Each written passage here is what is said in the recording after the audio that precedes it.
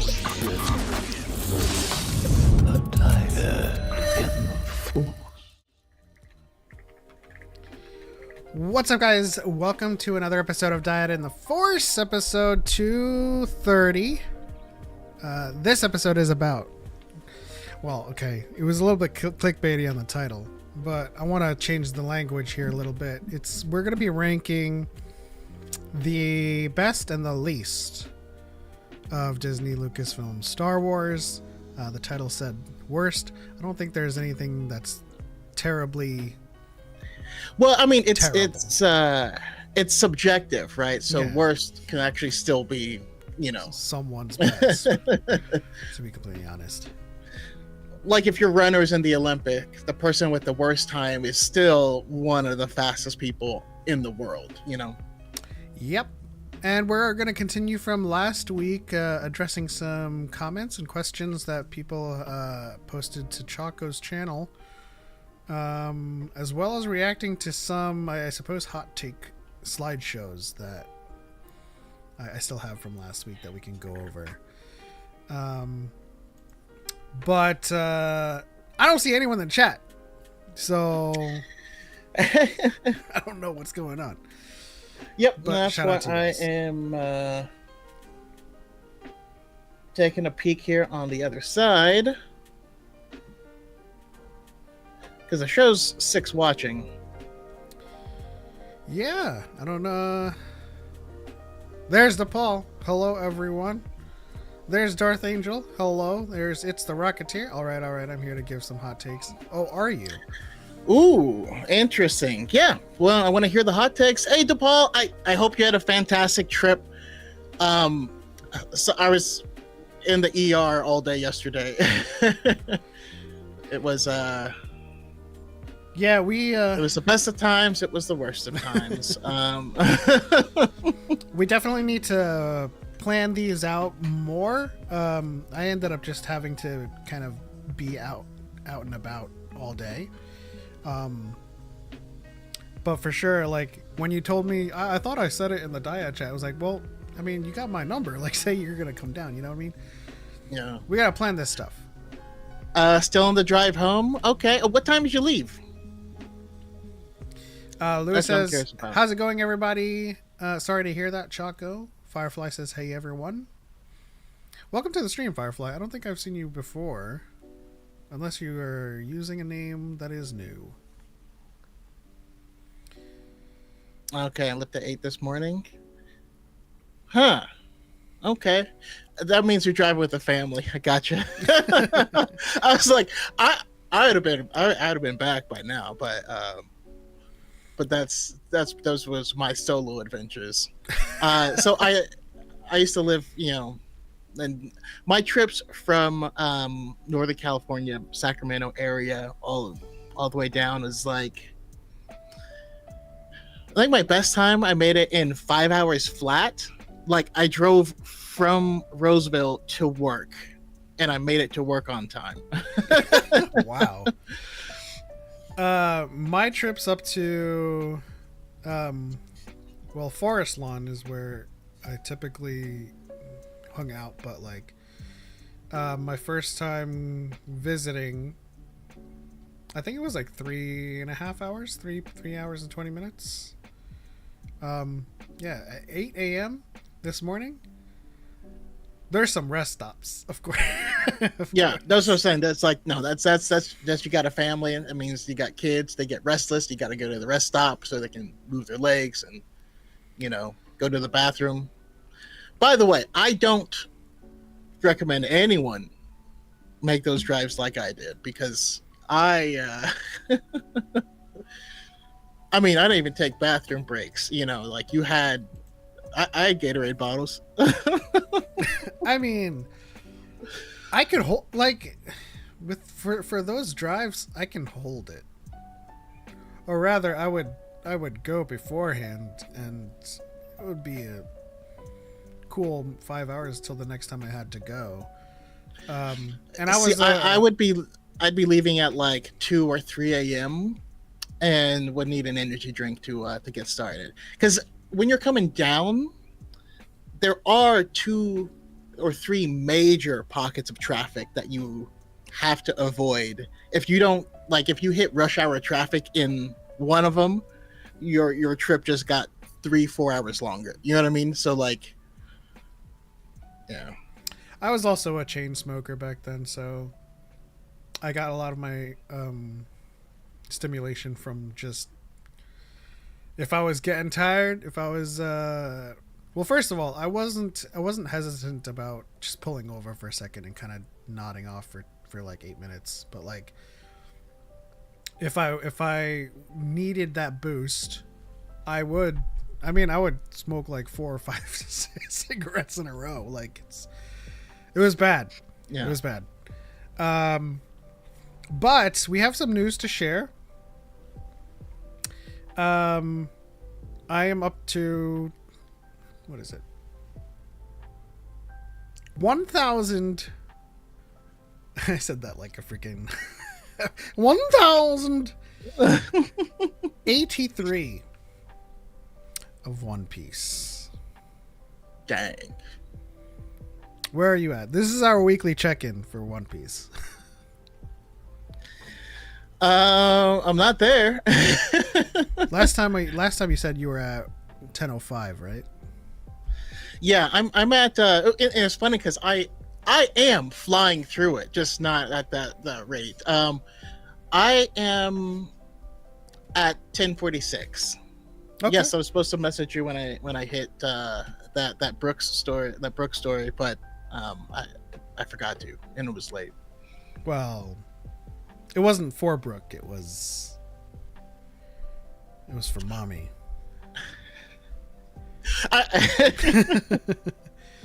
But that was just the episode, you know. Yeah. She couldn't be any more my favorite character in this entire series, but they had to do that, and I was just like, yeah, you're flying through One Piece. Certainly not at the rate I was going. I think it's been a month and a half for me from episode 65. A month and a half. yeah, that's insane. That it's absolutely insane. Yeah, I mean, I'm definitely enjoying it, but at the same time, I gotta keep up with my other shows too. You know, watch stuff with the wife. Was in the ER all day yesterday. You know what I mean? I took some time away to watch Keep Up Demon Hunters and then some Better Late Than Single. I recommend watching Better Late Than Single if anybody can relate to being anxious, to being angsty, to being introverted. It really shines a light on just, you know, how much leniency or leeway you have to give yourself in these situations where, you know, some people think that they'll be eternally single, as in what is said in the show, like they're eternal singles. But you know, all it takes is finding someone that just vibes with you, and it, like, all of the angst and stuff goes out the window. Okay, I'll have to check it out. You know, maybe Watch it with and I'll Bree. check it out later today. Yeah. That's the other thing is also Bree has also gotten obsessed with with action franchises now. So we've been watching through the John Wicks. We watched the Shadow Strays. I think the next thing I'm gonna watch with her is gonna be Prey. Okay, that's a good one. Have you seen it? And yes. Okay.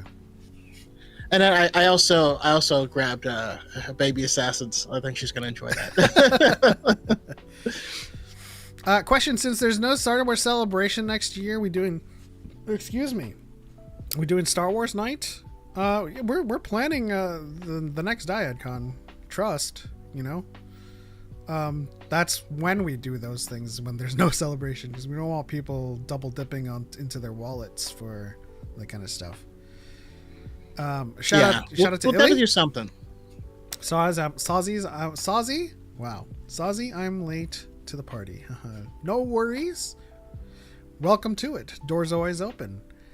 In other news, there's an update with Taika Waititi's movie.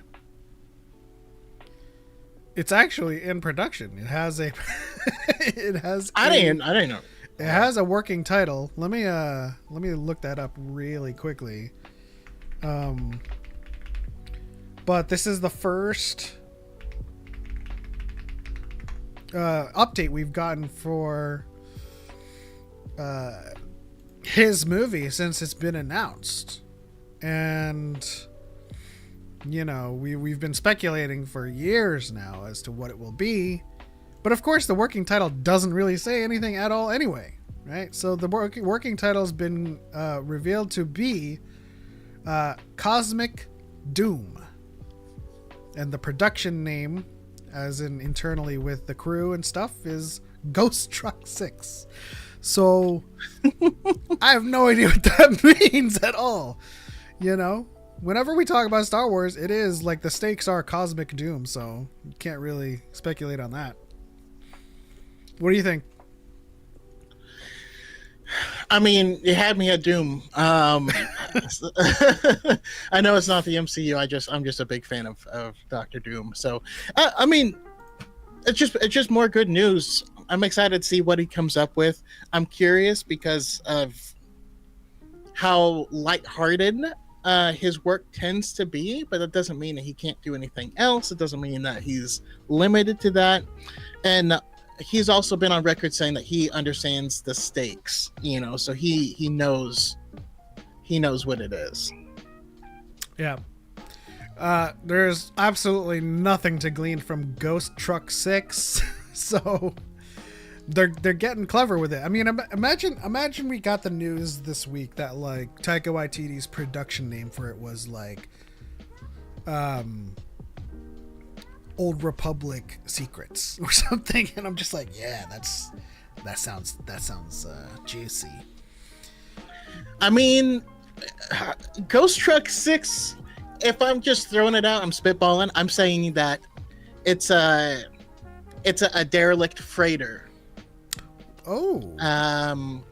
That's just floating through space, and there's some type of mystery aboard. Could we get into, you know, the what's it called virus from that stupid zombie trooper book? I don't know. The Blackwing virus? Yeah. We could get into something like that. But I don't. Who knows? That's just where my brain goes with Ghost Truck. The working title. See, the thing is, the working title and the production name present two wildly opposing premises. Like Cosmic Doom has about it like of mysticism, the Force flare, and then Ghost Truck, like you said, it's just like a derelict ship. It's like a mystery thriller type of thing. Ooh, we could do both at the same time. I mean, let's say I'm gonna stick with the Blackwing virus, right? Because Blackwing virus could spell Cosmic Doom. You know, if that ship crashes into a planet, into any sort of populated system, if anyone who finds this derelict freighter gets infected and leaves and goes somewhere else, I'm trying to remember in the book, because I believe that the zombies had at least some form of sentience, and so they had to like destroy the engines so that they wouldn't try to go somewhere. But it's been a very, very long time since I've read that book, and I may be thinking of like the Reavers from Serenity or something. I don't know, but jeez. I either way, you know, we could. It's a great time to be a nerd. Ailey says, "Did you see the K-pop Demon Hunter news?" I haven't, but I'm looking at your Discord post. Yeah, it's something I'm kind of have mixed feelings on. Like the popularity of this, it spread like wildfire, mostly because I think it's just a title that didn't appeal to a lot of people, and so once people saw it, the word of mouth and the excitement just popped off, and so merch is going to go hard on it for sure. That the big cat thing. I forget its name. Yeah. It was amazing, and I do need one of those. But if they're gonna do a live action already, that feels weird. You know what I mean? Like, Yeah, I mean, well, I don't really know if we can glean an already from this. Right? I think these are all just kind of like big picture things. I think they listed sequels, live action, a stage musical. So I think these are all things that they could potentially kind of tap into for this. But I suppose the main thing is that it is becoming a franchise, which makes sense, because we talk about how word of mouth has spread this thing like like a virus, for lack of a better term, but like it has spread so much to non K-pop fans. But what is true about when people watch it is that they love it, and they start like going into the lore and start discussing it and start talking about the implications for the story moving forward. And the producers have said that there's a lot of story to tell. So I mean, if I were them, I of course would be totally banking on the success of the first one and doing a sequel first. I mean, we got to know what happens to Jinu. You know what I mean? Yeah. Like that. He's got to come back. So maybe it's, I don't know, dipping down into the demon realm, and seeing what that's all about. The other thing I could really see is, honestly, an animated Netflix series that is mostly about, like, I mean, you have their history of different demon hunters. You have the history of, like, I feel like there's got to be more. There's a world building Musicians that fighting demons and making music, that may step outside of. Do you think we need the main trio as the stars of it, or do you think the franchise can be about up and comers trying to learn how to do this stuff? Because that's where my mind went, is what is this new, what's it called, and how does it work going forward? How do you defend it and protect it going forward? Yes, we need Rumi, Zoe, and Mira, and I think it has to be established. The franchise needs to be built around them. The world needs to be built around them in the same fashion that it's built around Aang, and then we can splinter off and do some other avatars. Because like it's still young. It's still young in its franchise mode, or in its kind of like proliferation in terms of the zeitgeist. And when people talk about the movie, they talk about Jinu, Rumi, Zoe, and Mira, and they're dipping into the lore and trying to do some speculation as to like the mythology of the Honmoon and demon hunters in general. But for the most part, everyone is off rip relating to Rumi and relating to the group Huntrix. They relate to the Saja boys. And right now, just like you said, everyone wants to know what happened to Jinu, and their story to tell still, and the opportunity to world build off of that. In addition to that, we still also did not go deep into the backgrounds of the other girls, right? We focus on Rumi, but I'm sure we can have just as much juicy story with either of them and their past and how they deal with it and move forward. As we hear a little bit about it in Golden, but there's more there. Yeah, Celine, by the way, last week or one of our offline videos we did with Maria watches everything. We're like, we forgot her guardian's name. But yeah, I think Shout out to Mariam. She's amazing. agreed. But yeah, in terms of this news for K-pop Demon Hunters, they definitely need to establish itself first. I know that the first one is super, super popular, and it is popping off more. I mean, it is the most viewed thing on Netflix in all of Netflix as of now. But they need to relax a little bit, right? And I think you were kind of sounding off on this kind of caveat, don't go live action remake already. We just got it. Why are you remaking it? Like, I think live action remakes work in the sense of like maybe modern children don't want to watch an animated film from the 70s, from the 50s. You know what I mean? But like, okay, come on, this it just happened. Yeah, but also like the undertone of a franchise is that there's a lot of history behind it, and right now there's big history with K-pop Demon Hunters, but very little of it.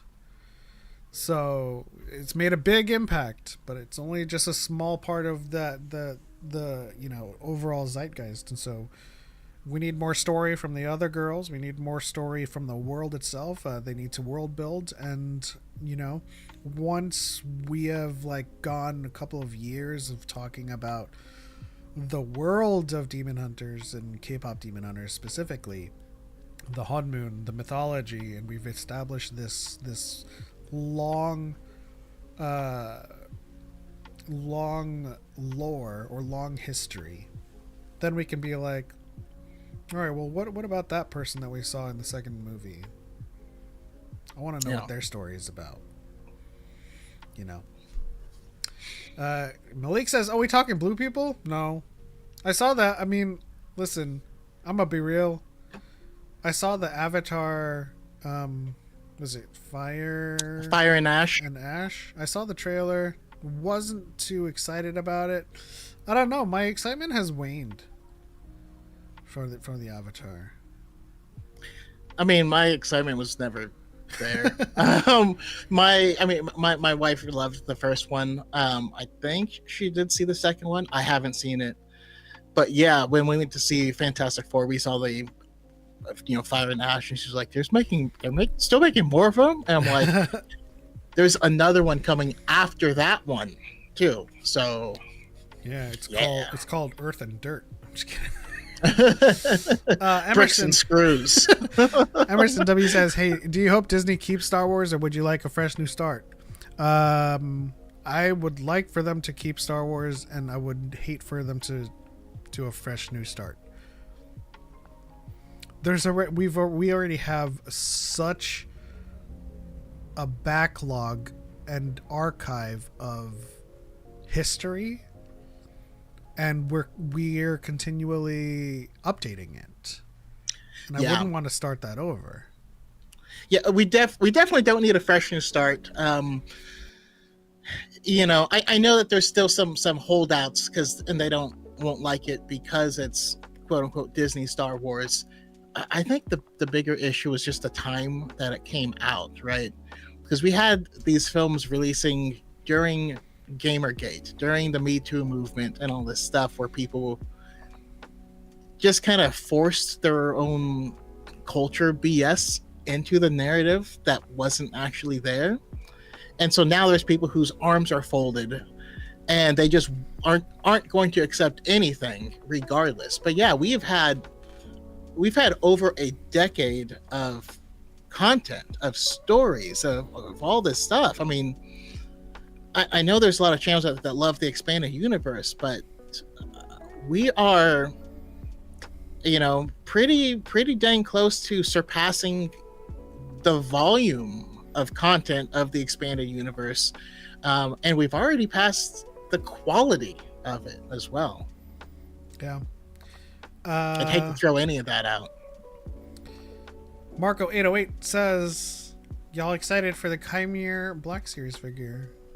I'm gonna be picking Definitely. Wink, wink. Uh, and go for it. I'm saying, I mean, I already have all of the other Black series for it. So, Alex Lissier says, I can get behind live action remakes like One Piece, which are refining and trimming the fat on the original, but I feel like Cowboy Bebop, for instance, didn't need it. Just watch the original. Avatar 2 slaps. I did like Way of the Water, but again, like, I feel like for lack of a better way to put this, I feel like the Avatar world does not have much legs to grow vertically. Like, it is a fantastical world, but for the most part the stories have been very introspective, and it hasn't been on the path of like fantasy franchises where we can build off of the universe. Do you know what I mean? Like Wheel of Time, like Star Wars, Game of Thrones. It is an introspective commentary using like a fantasy setting of the I forget their names now, of the people from Pandora, but like it's not presenting itself as something that is like a high fantasy that can expand beyond, you know, the stories that they're telling. But to your point about live action remakes and the need for them, there's always a need for live action remakes. I'm always going to make this case. They're gateways, you know? Yeah. If you didn't like a live action, the presence of it, and by virtue of social media, you're going to check out the original anyway. Right? And so some people might have checked out the original Cowboy Bebop because they watched the Netflix one and were like, what is this? Some people watched the Netflix Avatar series and watched the Nickelodeon series. You know? So whether you like them or not, there is a need for them for exposure to fans that aren't normally of that ilk, if you know what I mean. Like, they're not normally watching cartoons or anime of that nature, but they're into watching live action stuff, and they watch it and they're like, I'm interested in this story actually. Yeah, I definitely can see that. Like, it's anytime they do it, it gives a massive boost to both the new and the old.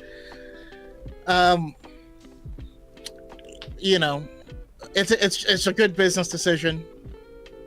You don't have to watch it. But like we were saying with K-pop Demon Hunters, that it needs to be timed right. Like, you can't just make a live action like 2 weeks after something pops off. It's like, no, people love this right now. I don't think, well, they're probably gonna watch it anyway, but like, it's just not gonna vibe well if there's suddenly a live action while the original is still popping off. You know, I don't know. Yeah. An argument can be made that you would be kind of you would be, I suppose, capitalizing on its popularity, but then there is a risk when you capitalize on the current popularity of K-pop Demon Hunters.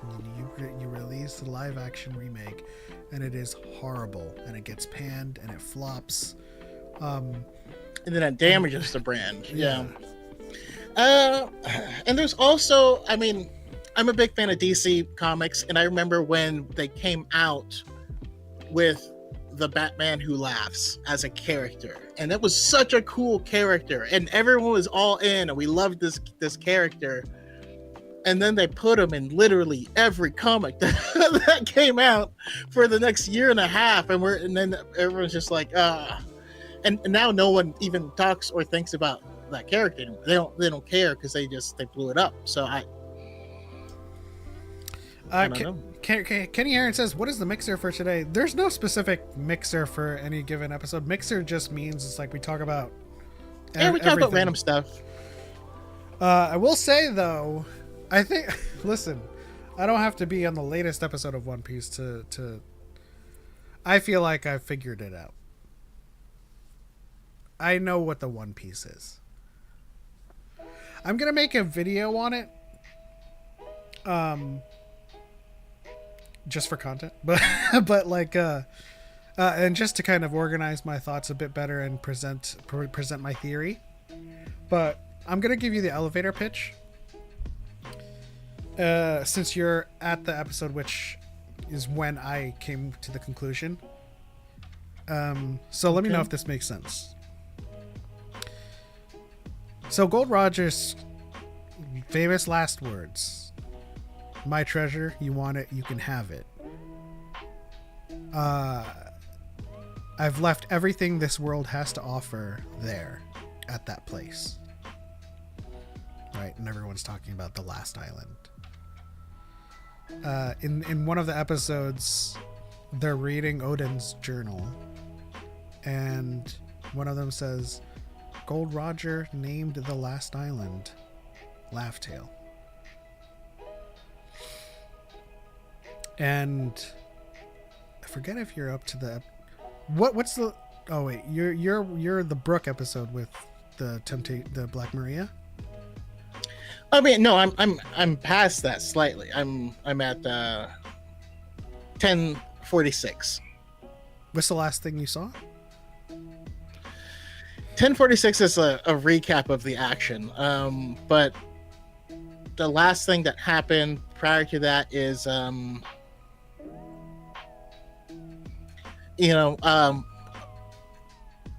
mom turning on them and beat people. There's a lot of stuff happening. Okay, so they're still fighting Big Mom?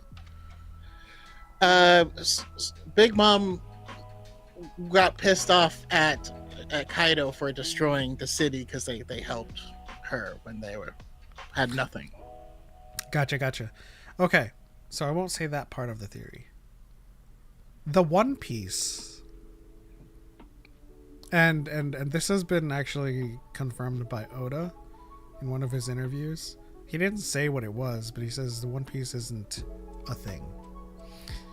But the One Piece is literally the friends we made along the way. And I am not trolling.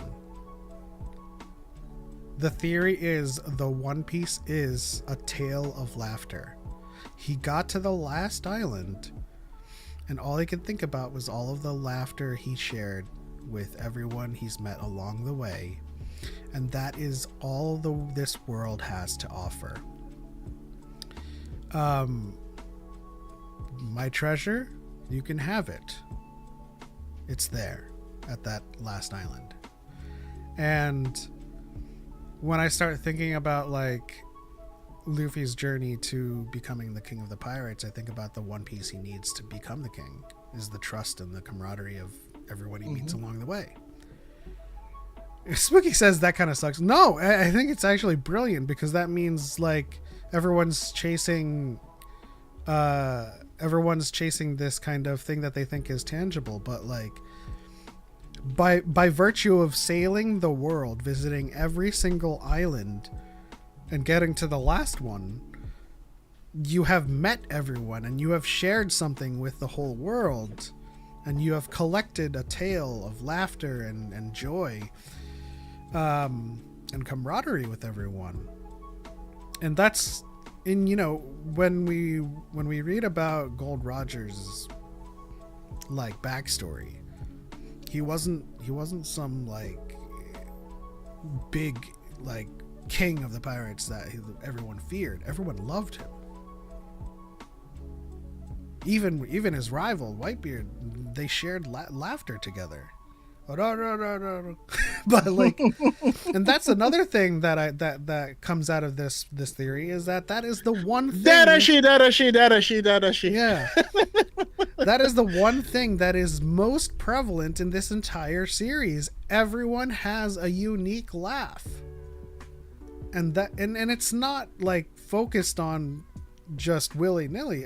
It's on purpose. You know? Even Blackbeard laughs like Seth Rogen. You know? But everyone has a laugh. And I think that's love the point of it. First laugh. Where he's just, oh no, like it's manly in there. I'm a speaker says it only sucks because it's gonna take 500,000 episodes to get to that conclusion. That's the literal point.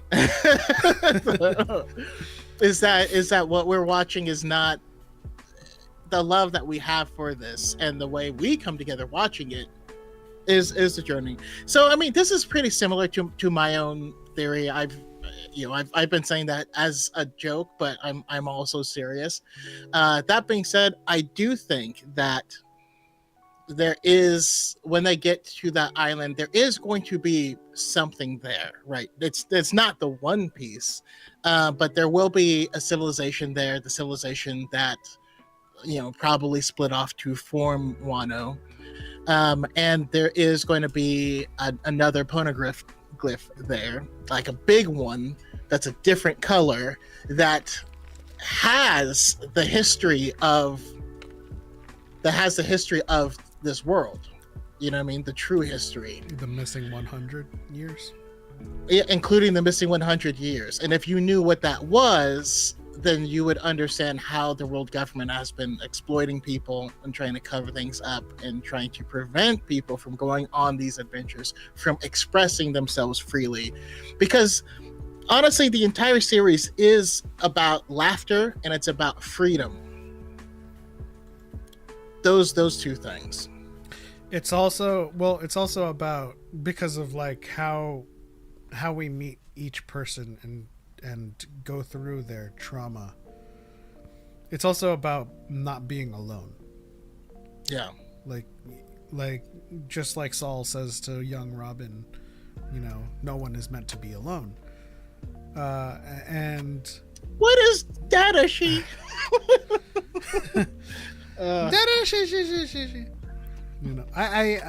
I love Brooke's laugh now. Like, when you asked me that, I was like, I guess Brooke comes to mind. But, like, I look forward to every time he has some, like, cringe joke to say about him being already dead. Like, mild spoiler. But he says, every single time, he's like, oh my gosh, my eyes are going to burn out, but I have no eyes. Yo! I learned... There's a... Oh, good. Sorry. I learned how he asks to see panties, to say that line, just to be like, "Pantsu ni sete moratte yoroshii desu ka?" Yo!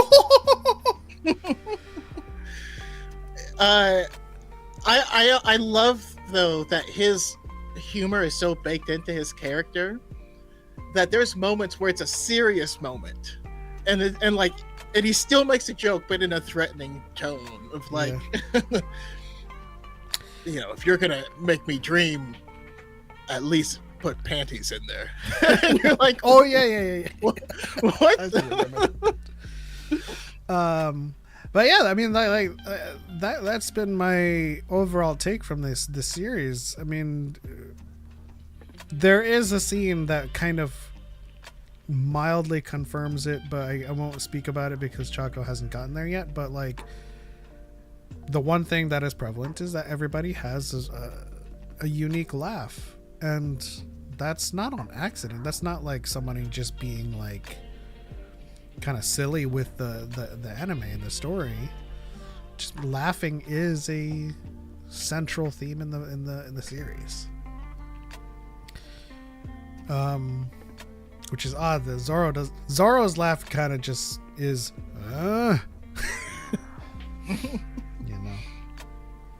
and Sanji's laugh is Nami Swan. Did you also hear the theory of, I guess it's not a theory, it's kind of confirmed, but how all the crews that you meet have a central theme for the naming of their captains? Like, there's a theory behind it because yeah, it's like the red haired is because he has the captain's red haired shanks. Like, they're the straw hats because he wears the straw hat. Like, there's the animal kingdom because no, but I mean like the actual names of the captain officers, you know, there's usually a naming theme. I mean, yeah, with the Animal Kingdom pirates, there's the headliners and the like lead performers and gifters and pleasures and stuff. Yeah, those are the titles. I mean, the actual names. You know what I mean? Like, you know, everyone in Big Mama's crew, it's some type of suite for each person's like actual name and stuff like that. And so the theory for the Straw Hats, which didn't seem to follow that, but the theory is that they're all the son of like Sanji's mom's name is Sora. Zoro's mom is named Terra. And so that means he's son of the earth, right? And then Sanji would be son of the sky. And there seems to be like a little theming around that we might find more about. And so I'm curious if that'll be expanded on in the future. So I'm trying to keep my eye out for those. Interesting. What's Chopper? Nami, I mean, Nami is like, I mean, it could be cry, it could be tear.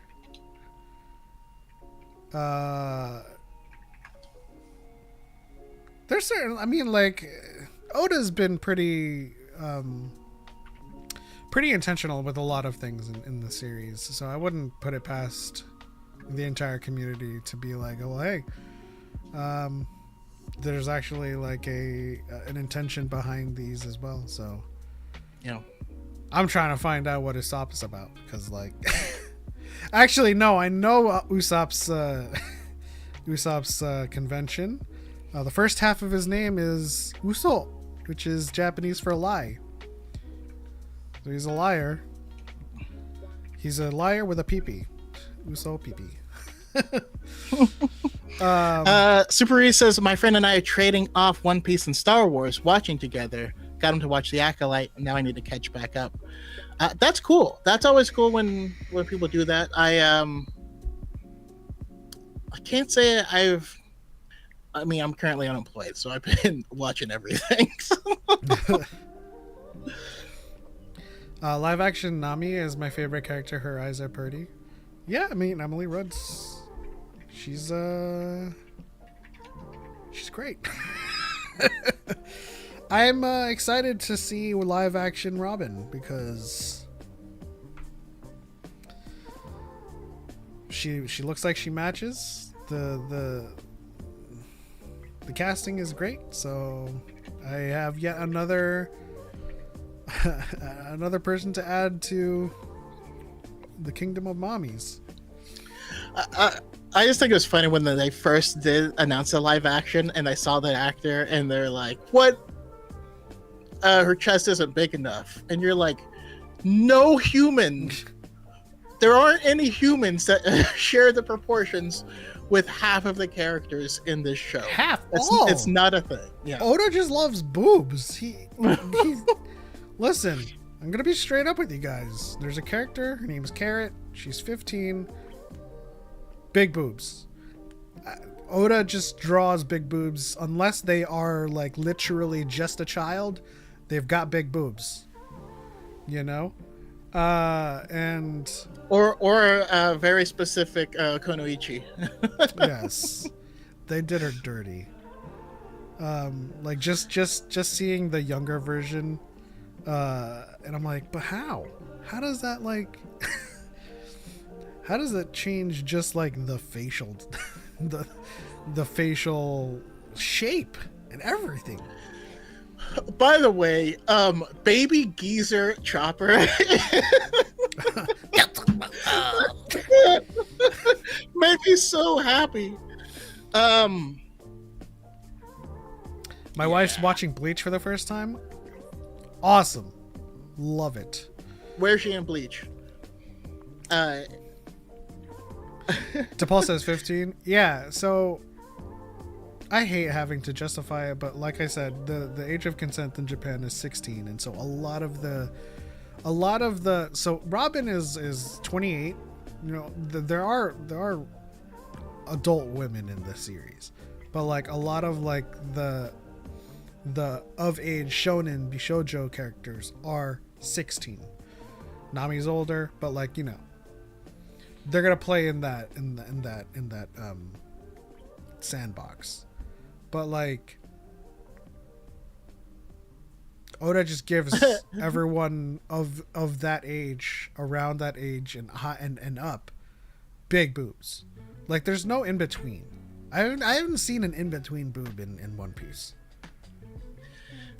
Yeah, Lord Goop says Whitebeard better be an accurate house-sized actor. There's some people that are just giants. They literally can pick other people up with their hand, and those people aren't the actual giants that are in the show. Yeah, so it's pretty funny. I don't know why anyone would get mad at that. New favorite character though, Yamato. Yeah. Like very, very quickly is a favorite character of mine. That's okay, so that's the last thing is Yamato is standing up to fight. And I haven't seen Momonosuke yet, but what's her name just used her power on him. Okay. Gotcha. And I was like, Gon? Oh yeah. Gon freak. Freaky, actually.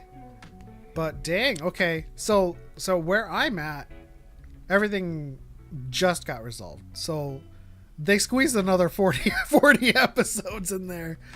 Yeah. Like, okay, so Oda, or at least the team that's in charge of the anime, is they are geniuses at dragging this shit out. Like, I swear. Sometimes I wish I was watching One Piece, but like I said in my video talking about my journey with One Piece, I wanted to watch it the same way everyone watched it themselves growing up with One Piece. They didn't have One Piece, so I wanted to experience it that way. But dang, like I told Choco, I was on episode 1006 and I was like, why is Luffy still on the second floor? So I was like, okay, we're not gonna see him go into action at all for another 10 episodes at least. And I was right about that.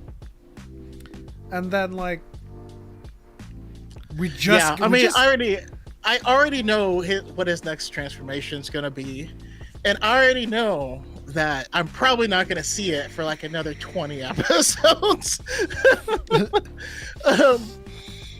Let's see. Speaking of Bleach,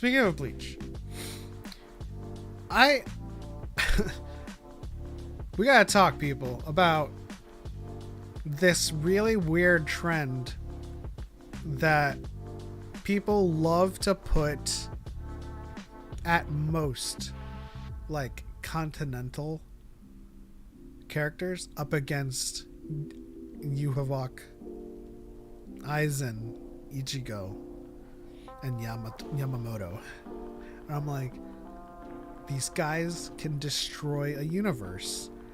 Stop it.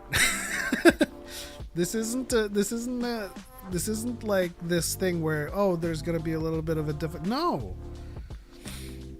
I'm a huge fan of Jujutsu Kaisen, but Gojo is not universal. I'm sorry. He's not. At most, like I said, he's continental. But like, I've been seeing like a lot of like Naruto again, going up against Yhwach. Like, that's not really even a fight. But to be quite honest, I actually find it to be to Bleach's detriment a little bit, to where you're like, you shouldn't lose. How come we haven't? How come it's not done yet? You know what I mean? Sometimes, you know, but it is what it is. Also, while we're on the subject of boobs, Otohime's like outfit in Thousand Year Blood Art is ridiculous. I'm sorry, I hate it. It's that's the pinnacle of Oda boob right there. Like seriously, it's what is this? They're not even trying. I don't know. I hate it. I hate it. They have some otherworldly, godly, like double-sided adhesive in that shirt. Like, what is supporting this costume? And by the way, this isn't me trying to like white knight it or anything like that. It's just too much. It is. I mean, let's be. I don't know. I mean, we could be straight with our community. Like, we love boobs, but like, come on, like, seriously. If you're going up to go fight and like, it's just, I don't know. It's that whole thing of like, you know, you're playing an RPG, the male gets armor and it's this badass like thing, and then like the women gets armor and it's just a metal bikini, and you're like, that don't protect nothing. Like, just give her armor. You know what I mean? I don't know. Illy says, it's gross for us, but to them, these girls are legal, so anime often sexualizes them. I'm always freaked out when people find them attractive who are Western because, ew, she's underage, dude. Yeah, so case in point, another character from One Piece, her name is Rebecca. She is of age in Japan. She's 16, but, like, she's literally wearing nothing and is competing in a coliseum as a gladiator. Oh, yeah. She's wearing like strips of armor that can't possibly be effective, even though a lot of people argue, and yes, it is justified in the comic or in the manga, that she has trained in an art that is to avoid getting hit. But I still contend that it is not doing her any favors to wear that little.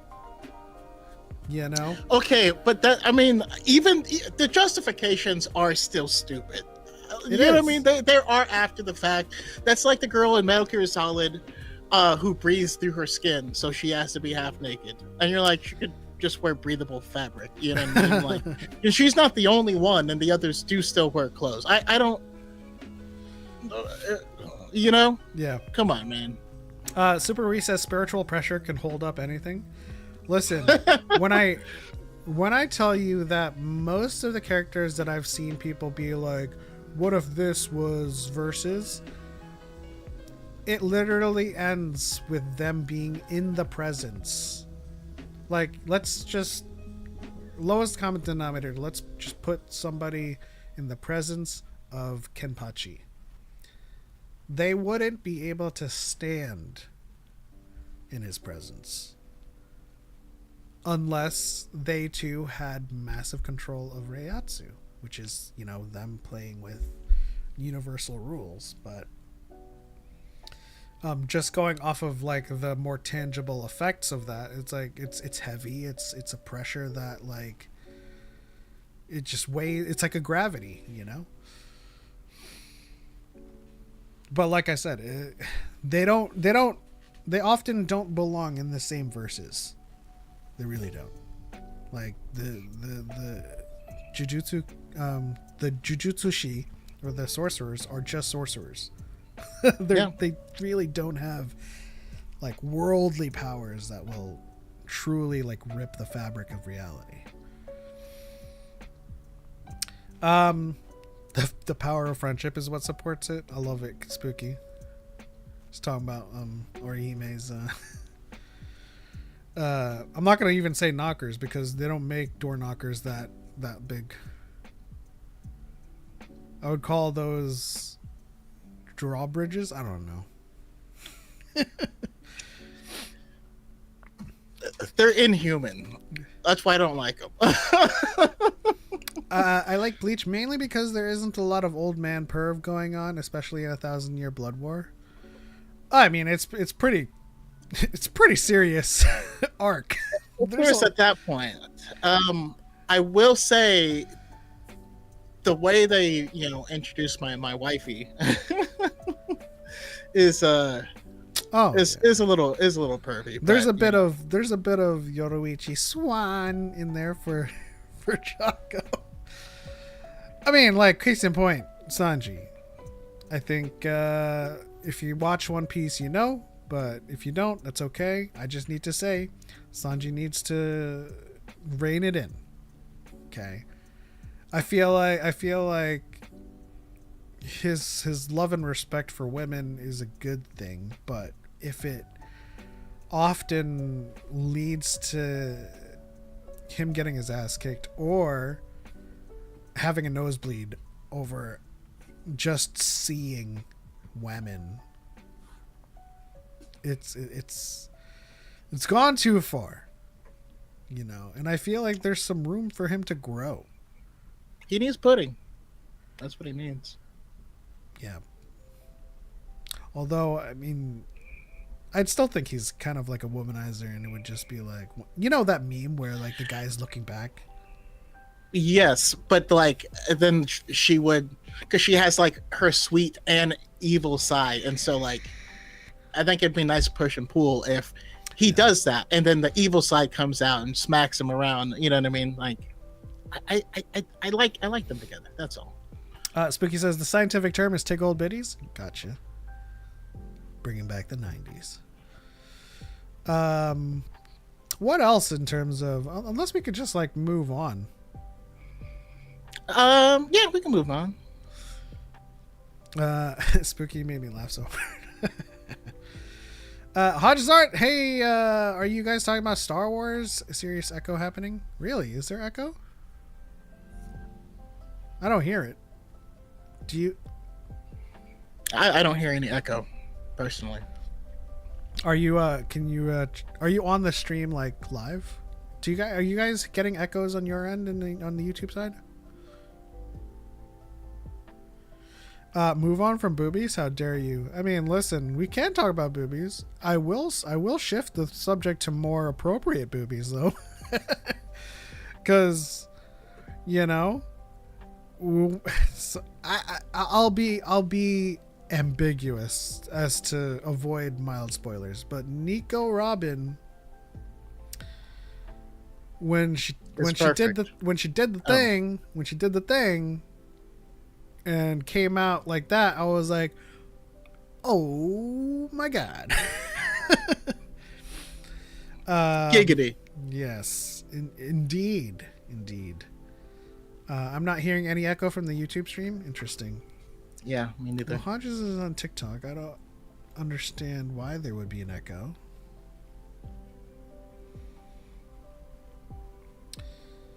Nope. Maybe he likes the show so much he's watching it twice.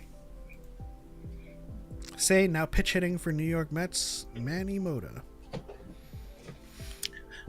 No. Well, Lewis and Indie Wise Guy said they're not hearing any echoes. Sozo Ren reacts, says all of Star Wars is good, even the things I don't like about it are good, regardless of my opinions. It's a very valid and very respectable way to look at things. Also, the chat currently is limited to only subscribers. I don't know if it's been that way or not, but it's been that way. I'm trying to get people to subscribe, like the stream. Oh, I think there was something else that I wanted to discuss really quickly for the mixer, but I've been derailed. There was something else. Anyways, it'll just be lost to the ether, I suppose. Craig McGuinn in the chat says, "Wait, Element grew up in the Bronx, but he's a Mets fan."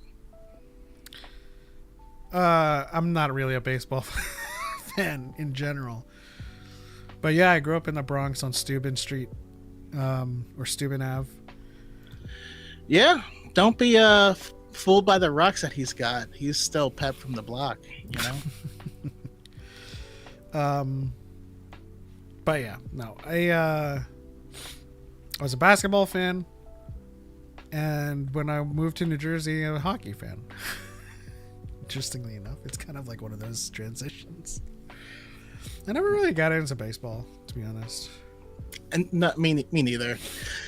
I just found it to be. I like my sports to have a good mix of team play and personal expression, and I just found that to be lacking in baseball. Yeah.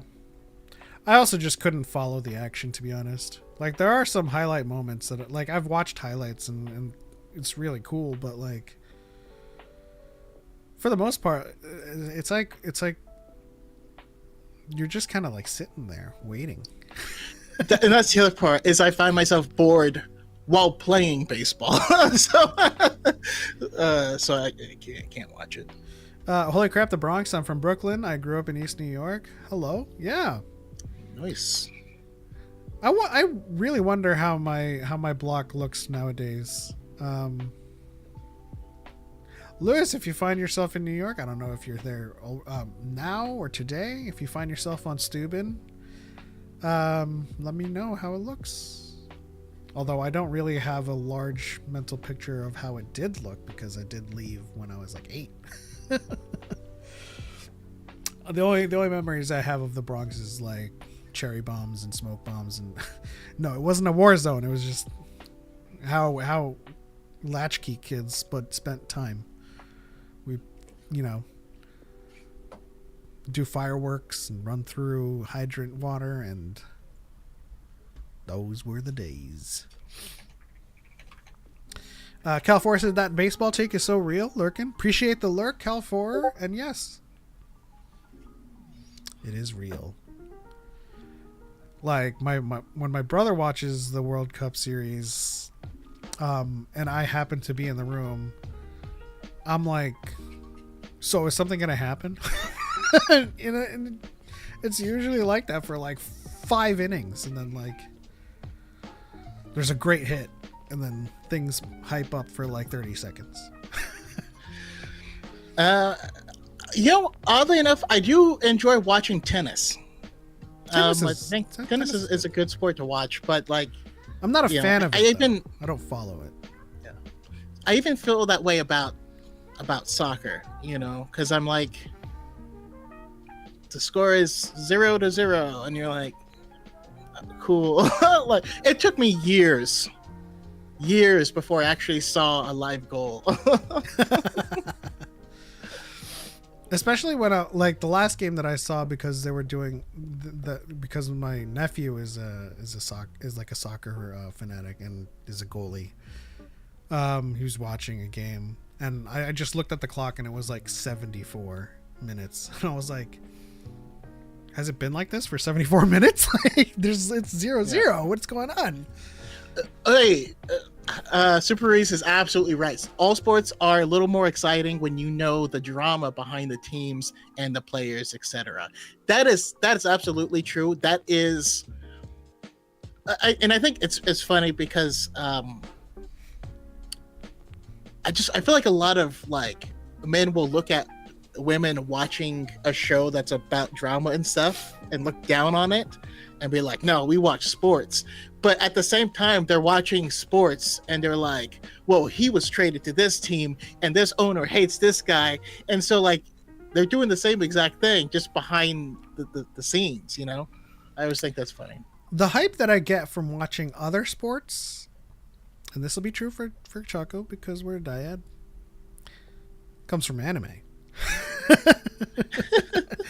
I love football in Ice Shield 21. I love volleyball in Haikyuu. I love tennis in Prince of Tennis. I mean, I'll watch a tennis game. Tennis games are exciting in real life, but like I said, I'm not gonna like get up. Oh, there's a tennis game. I gotta watch it, But it is exciting. The trade between the two you know, it is a constant struggle. So, but yeah, there are some sports out there. It's just kind of like you're just waiting for something to happen, and I can't really get behind that. Now, when I lived in Portland for a little bit, I pretended to like soccer because randomly they got a soccer team when I was there. I lived there around 2012, and then like so everyone got super into soccer, and so we'd go out. Mostly, I just like going to bars at like 5 a.m. Speaking says favorite NBA team. When I followed Iverson, it was the 76ers, of course. Right now, I'm into the WNBA, and I'm following the Fever's journey with Caitlin Clark. And a lot of people are resentful to Caitlin for her fame, but they didn't understand the assignment. There are a couple of people on the Fever that have been capitalizing on being on the same team as Caitlin Clark, and they're getting massive followings. Their jerseys are selling out, and they understood the assignment. But the people that are jealous and are resenting Caitlin Clark's success and her popularity, they're going to fade into the background. Yeah, people like Sophie Cunningham, who has become who joined the Fever this season and has become a huge enforcer for Caitlin, is popping off. Her jerseys are selling out. She got 500,000 new followers in social media, and like, this is the thing, man. When the tide comes in, you got to be on the boat. You can't be on the moor and be just being like, man, I hate that boat. No, join the tide. You know? Last time I saw basketball was when Jeremy Lin was on the Knicks. Man, Lin's sanity was that was a hell of a week. It was. I think he plays in like Turkey now or China. He plays in some FIBA. I don't know where. Bro, you guys are getting my favorite player, Thomas Muller. I haven't kept up with 76ers in a hot minute, so I'm not sure who that is. I like the Wizards. Haha, just kidding. I like doubles. Of course you do. All right, let's move on to our main segment, which is ranking. Oh, the other news that I just remembered as we transition segments. Next week.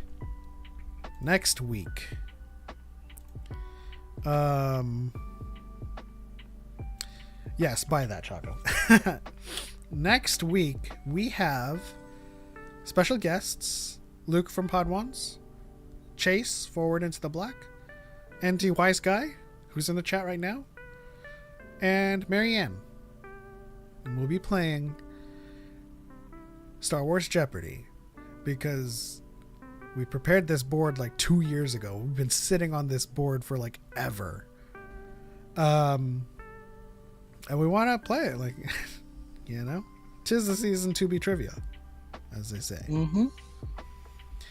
All right, so just to kickstart things for this segment, we are going to go back to these questions. And this is all part of the ranking segment because it'll all make sense. So to get us started, we'll start with our first best and our first least. Okay. And the chat, you can participate in this as well. We're just ranking our best and least of Disney, Lucasfilm, Star Wars.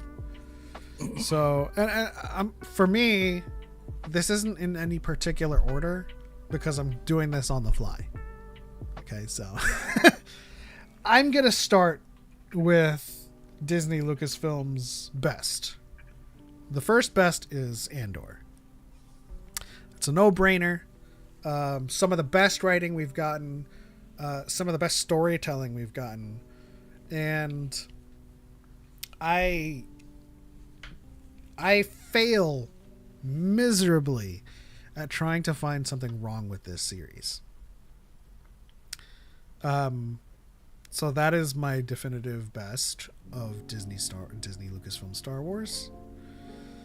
The worst or the least is going to have to be Book of Boba Fett for me. Do I need to expound, or should you go? No. You can go ahead and give. Because here's the thing. There's a lot of people who are like, "Oh, I didn't like this," but they are never able to give reasons why. So we should be the example in articulating our dislike of certain things. Just show an example. Yeah. Well, NDY's guy says, "Are we keeping ourselves to visual media, or are you including books?" This is all of Disney. It's all of it. It's all of it. I'm actually going to go books first. So I've talked about this before. I don't think that the through line for Boba Fett matches his character. The story they told with the Tuskens and with the Sand People and those tribes was a huge missed opportunity. I think that his arc with that could have dealt with uniting the tribes against their prejudicers,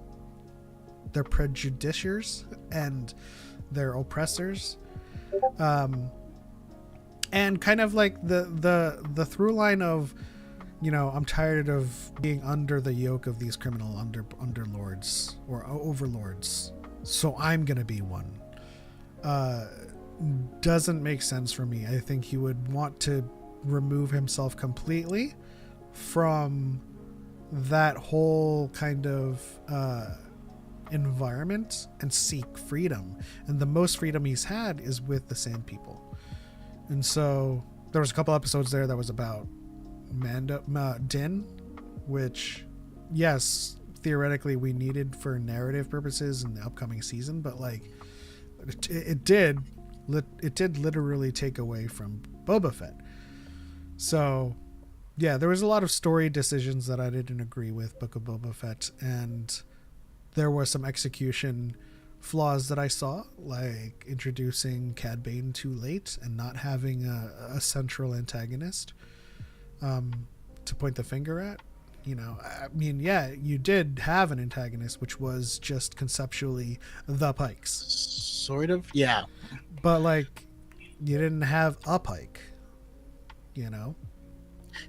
There was no head Pike. There was no organization. There was no stated like mission statement for them. And yeah, I mean, I largely agree. I didn't chime in when you said Andor because we've all heard my thoughts on Andor. And then again, like you said, a Book of Boba Fett, the storyline with the Tuskens was very compelling, yes, for the character. And then we just kind of took a left turn. And while the last episode was fun, it felt like you were banging your action figures together and having a big fight. Introducing Cad Bane at the very last second of the second to last episode is weird. Not establishing a conflict with them overall. It took advantage of a lot of things that it didn't earn itself. And they could have done that by introducing a head Pike, where towards the lead up with his conflict with the Pikes, there's this one Pike that has had constant run-ins with Boba Fett, and so there is a vendetta.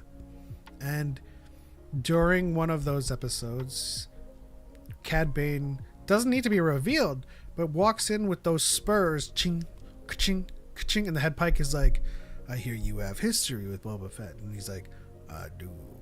And then, we know, oh crap, the head Pike's bringing in Cad Bane, but like him walking from the distance, like Clint Eastwood style, and I'm like, oh my gosh, it's Cad Bane, but at the same time, I'm like, but like, where did he come from? Like, yes, he's a bounty and why hunter, is he here? but like, Jesus. And before I hand it off to you for your first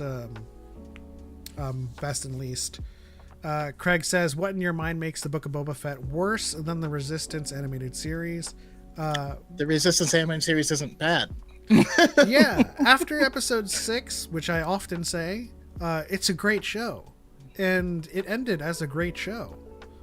You know, I don't really have much complaints after the series picks up.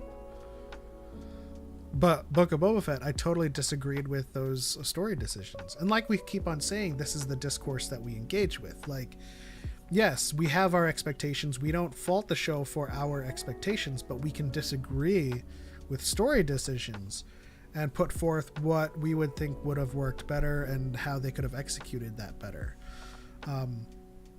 And so the through line with Boba Fett not making sense with his start with the Tusken people and kind of just like erasing them so that he can just go back to being quote unquote badass and being a daimyo, there was a huge missed opportunity there. And it like Choco said, it took a left turn.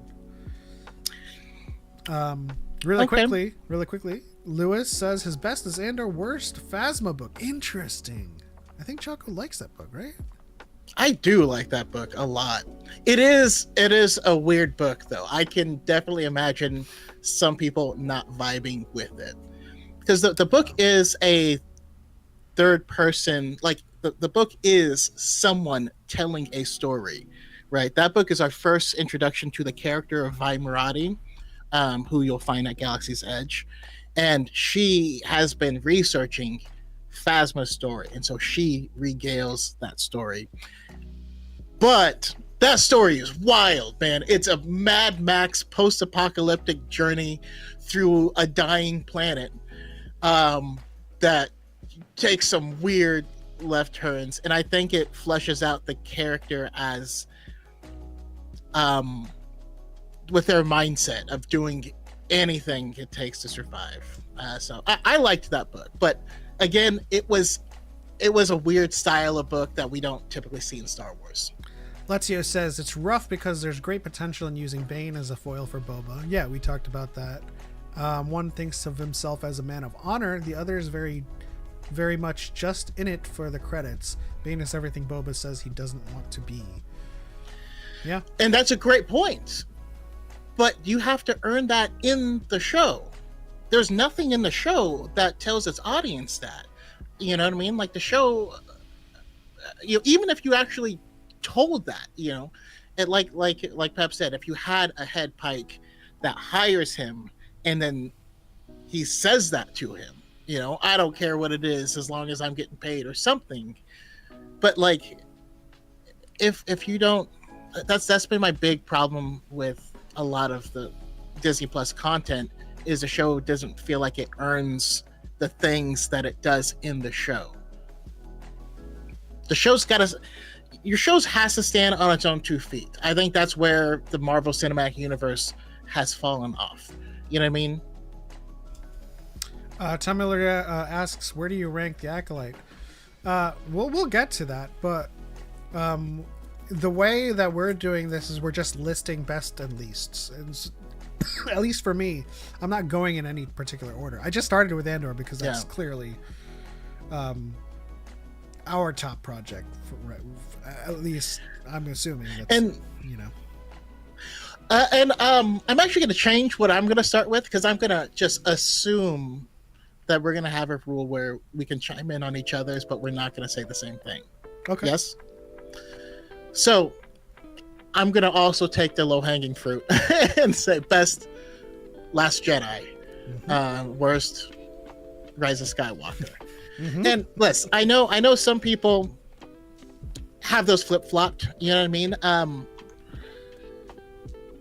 At the end of the day, I think just like Ryan Johnson says, any storyteller worth their salt understands that these stories, these characters, if you're telling a real story from a real person, it's not they lived happily ever after. Their journey still continues. You still have trials and tribulations.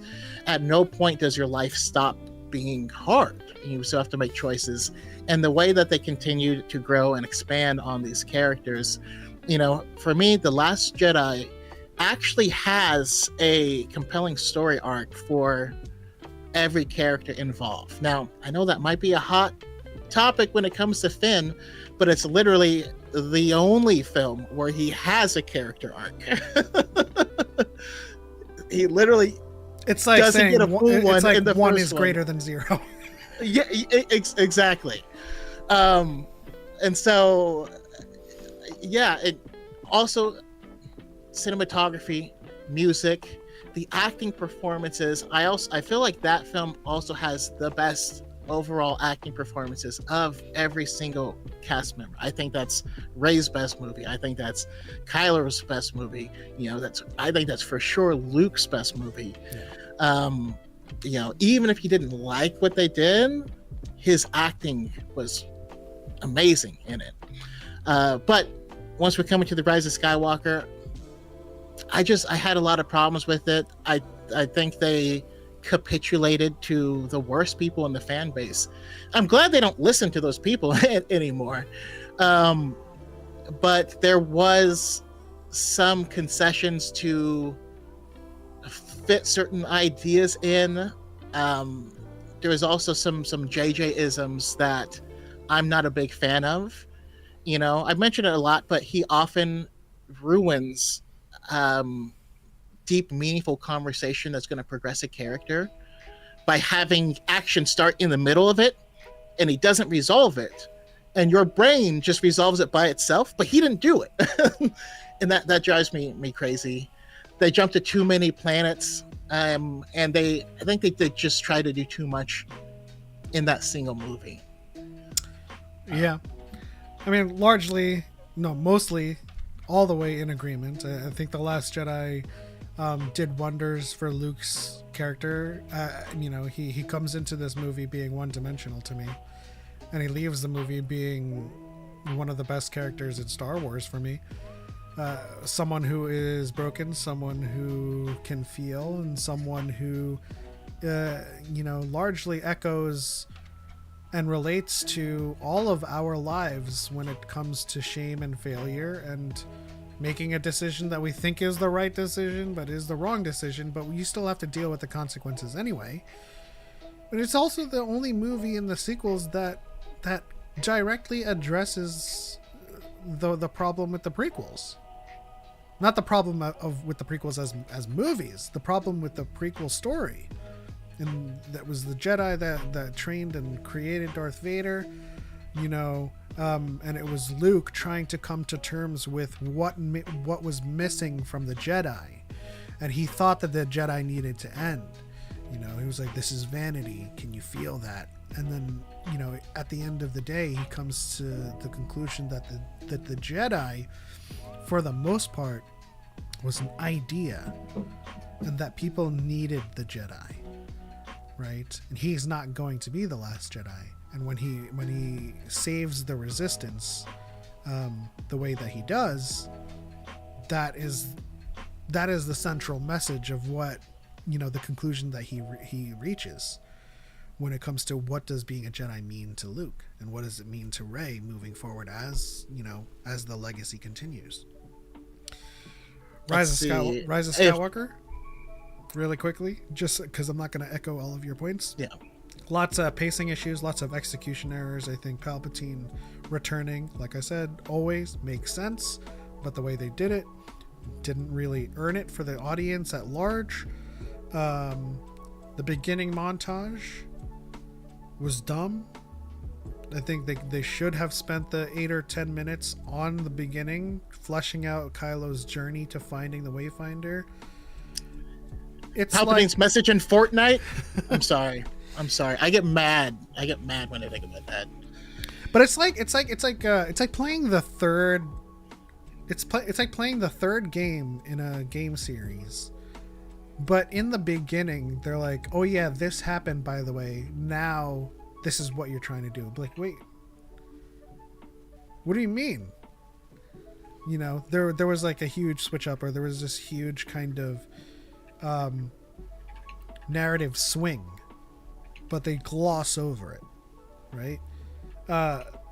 Kylo Ren was torching planets He was a huge genocidal maniac as a supreme leader.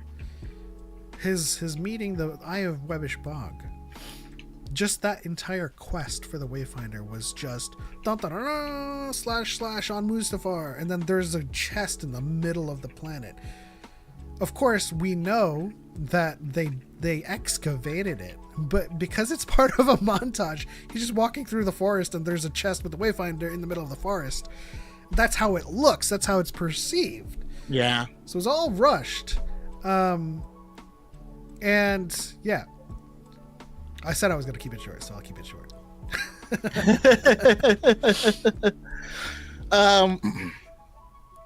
Well, let me just find it really quick. The Subaru says maybe if The Last Jedi did more for its main character not named Skywalker, then Tross would have had to do less. And I just want to say, I loved Rey's journey in The Last Jedi. I think that's crazy. Like she was always in the refusal to accept the call throughout the first film, and she never truly accepted it. She just got kidnapped. And so her journey was trying to figure out her place in all this, like as she directly says, and she was able to kind of unshackle herself from the past, or what she perceived to be what was holding her back, what was making her want to go back to Jakku. She got to see a glimpse of what her future would be on that planet, and she accepted that she was going to, at this point, she didn't listen to what Luke says. She didn't listen to what she thought she had to do, and she forged her own path moving forward. We saw how she embraced the Force wholeheartedly. We got to see the difference between her and Luke. We got to see her start to form her relationship with Kylo Ren and express herself. Like, she did a ton of stuff in that movie and was very different than she was in the previous film by the end of it. So no, Tross wasn't required to do anything. They could have gone a number of different ways after she had done all of this and accepted her role. I think for the most part, like, barring a few like technical things, her story in Tross was good. Like, I think it's one of the more redeeming parts of that story, but everything else surrounding it was kind of disappointing, and that's what makes it disappointing. TLJ for Rey that's her empire. That's her blunder. Luke goes off to save his friends and loses his hand, loses Han. Rey goes off because Snoke has planted the seed that Kylo will turn, and she makes a huge blunder. She gets tortured. She gets ragdolled, and Kylo doesn't turn. And what does she get for it? She gets the knife buried deep within her by Kylo, who was like, they just had this moment where they were fighting off like Praetorian guards and they killed Snoke. Like, yeah, this is the moment I've been waiting for. Nope, Kylo is he's just being an angsty apprentice. Killed his master and wanted to rebel. He wanted to be the supreme leader. Starts saying, "You're nothing. Your parents, they're nothing. But not to me." But this was all selfish for Kylo Ren. He did all of this for selfish reasons, but no. Rey left there having made a huge mistake, and the end of that story was the Skywalker saber getting broken in half, and that was something that Tross. I loved that ending of how can we, what can we do from this point? And it's like, we have everything we need. I loved that. And that's another thing that the Rise of Skywalker kind of blunders as well, is we learned that she just fixed it. Like, yeah, there's an in-universe lore explanation that she fixed it using the techniques she learned from the books and the scriptures, but like that should have been shown. Yeah, that's what you're gonna just go with. You're gonna go with the lightsaber having like this kind of metal strip in the middle and be like, it's fixed. Like, I wanted to see that journey because that was part of her blunder in The Last Jedi. That's part of her kind of breaking. Is the perceived truth that her parents were nothing and she has no place in all of this. And that breaking of the crystal was part of it. And then to start with Tross, like, oh, here's your lightsaber back. Got it. All right. Yeah. And to what Craig McQuinn says, the only reason it wasn't clear it was Mustafar is because we didn't know the change in the planetary landscape since Revenge of the Sith. Yeah. So you would have had to play the VR game in order to live through Vader trying to bring back Padme and going through this whole ritual. And that ritual is what started to heal the planet. I did think it was really cool to have those things all connected, right? Everything being canon, what they did is going to affect the planet now. So if you visit that planet 20, 30 years in the future, there's going to be some difference. But again, yeah, not the best way to set it up. But yeah, how about how about you guys? And we also have some people who commented what their best and worst was, so we can jump into those as well. What do we got? Let's see. All right. Oh. So I got Bailey here. She says best is for her is Mando, Andor, Rebels, and worst was the trilogy we got. She says she loves Force Awakens, but clearly Disney didn't plan or think through the plot because many of the questions were unanswered. So that's fair, So she didn't enjoy the trilogy. I will say, I didn't have many questions. I got them, but that's okay. That is absolutely okay. I mean, big fan of Mando, Andor, and Rebels. Just for, just for, I guess solidarity. I would love examples of what questions were unanswered.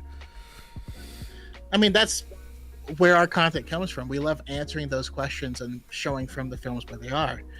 But it looks like we are getting a lot of love for that. I have Joshua says best is Rebels, Mando, Fallen Order, The High Republic, and Daisy Ridley. Worst was Leia You can't flying. say Daisy Ridley. You can't. Says worst was Leia flying through space. The secondary villains in the sequels, Hux and Phasma, and Master Soul's death and the Acolyte. Massive separation from the expanded universe. Jack Black and Lizzo. I'd like to know the massive separation from the expanded universe, apart from the fact that they're different continuities. I think that's what it is. I'm sure that they are just a big fan of the expanded universe. That is as Joshua, aka Star Wars Wayseeker. But I will say, I've seen people mention Leia flying through space. She wasn't flying through space. Like, if you use the Force and you have zero gravity, you're gonna move. Like, you don't fly in space. Yeah, there's no friction. You know what I mean? Like, you can't. If you can't fall, then technically you can't fly. I don't know. Malik says best Lost Stars, Last Jedi, worst Book of Boba Fett. Okay. I gotta start thinking of books too. Yeah, that was what I originally planned to go with, but I was like, you know what, I gotta take the low hanging fruit here, and before Pep gets to it. Well, we still have some TikToks to react to and some comments, so let's try to speed things along. I'll try to make my things more concise. So going with my second one, best is Rebels. Told an original story with all new characters, and it was a tremendous story, and I absolutely loved it. Worst or least, and I will probably get a lot of flack for this, Clone Wars. it does a lot for the prequels. And I have my favorite episodes of Clone Wars and favorite arcs. But there's a lot there as well that I just didn't care for. And I'll leave it at that because I'm trying to get through everything. Yeah, we'll speed it up. All right, so I'm gonna go along with our good friend Malik here and say best Lost Stars, worst Weapon of the Jedi. I'm sorry, but the authors for Luke Skywalker books have not done him justice at all. There's two straight up Luke books. Well, three now. And the most recent one was good. Don't get me wrong. Shadows of Sith was good, but Weapon of the Jedi, oh my god. it was I was angry. It's one of the only books I've ever angry read. I was like, I'm in it. Let's just finish. Just finish. But if you haven't read Lost Stars yet, please do. I think it's a wonderful story. If you love the original trilogy, you get to live through it as a person in the galaxy. It'll change your thoughts for the better on the trilogy. All right. So my third best is and I guess I'll go specific with this.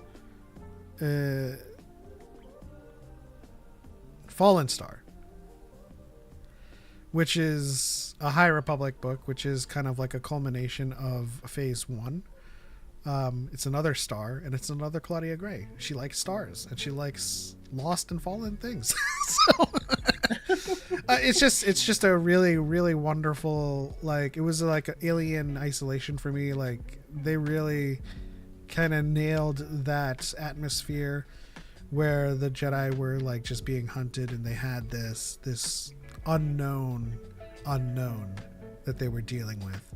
And it was a momentous story too, because of the entire lead up to that. And I don't want to go into detail because of spoilers, but like, you know, the whole phase was all about this one thing, and then it culminates in this book of that thing just not being a thing. That's all I'll say about that. Super says the myth book for the TLJ tie-in was dope. True. So that book was called The Legends of Luke Skywalker. It's a vignette. It's a bunch of kids traveling on a ship, and they're telling stories about the legendary Luke Skywalker. Some of the stories are bangers. Some of them are weird as hell. One of them is about like a flea, and the flea was actually the hero, and it was on Luke's head and it was controlling him, like a weird Ratatouille type situation. Or there's one about how all of Star Wars was actually a conspiracy, and there was actually never a Death Star, and so the rebels knew there wasn't a Death Star, so they faked footage of them blowing up a Death Star, and the Empire knew that it couldn't do anything because everyone believed it. And that's why the explosion looks different depending on which one you looked at, which is their way of incorporating the special editions. I thought that was kind of clever. My least in this is Aftermath. And I don't really have too many problems with this book. It's just very...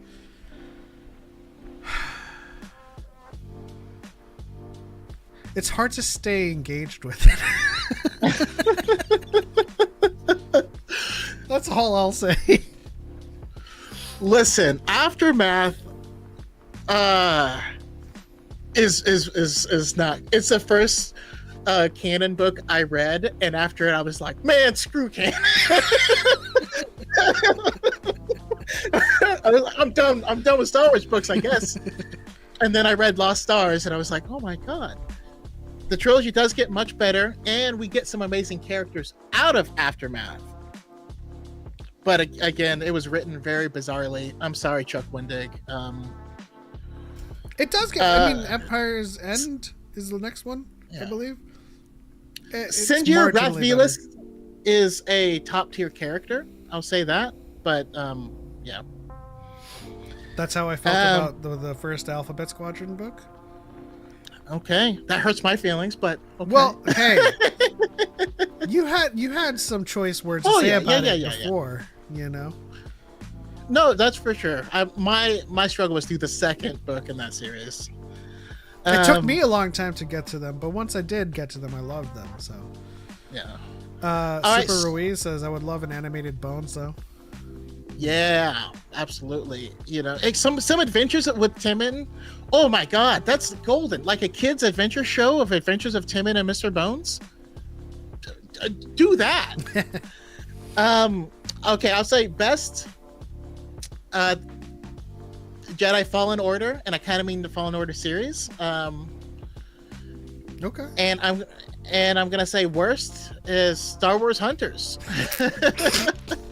No. Where Kenny at? I'm sorry, Kenny.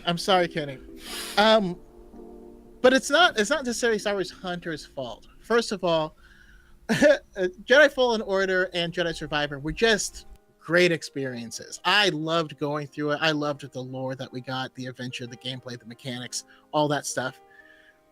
Star Wars Hunters just came at a time and had too much going against it. You know, we played it at Star Wars Celebration, and then it didn't come out for another 2 years. And then before we got to see what it was going to be, it was canceled and they turned it off. And I'm like, the hell, you know? I had potential, but I was never going to switch to that from Marvel Rivals, you know? Dex and List, Old Republic. We're doing a Disney Lucasfilm project. If you want to amend that slightly. All right, speeding things along. My fourth best is Outlaws. For going with games, I absolutely loved this game. I spent 8 hours playing just Sabacc. And winning enough money to pay off my bounty, but it's one of the drawbacks or one of my gripes about the game. I can't pay off my bounty. But I absolutely enjoyed the story. I enjoyed the open worldedness of it. I loved exploring the worlds, and I fell in love with a lot of the characters, you know? And since I can't say, and Chase is going to hate me for this, since I can't say Hunters again, my least is Squadrons, because I suck at that game, and I can't play it.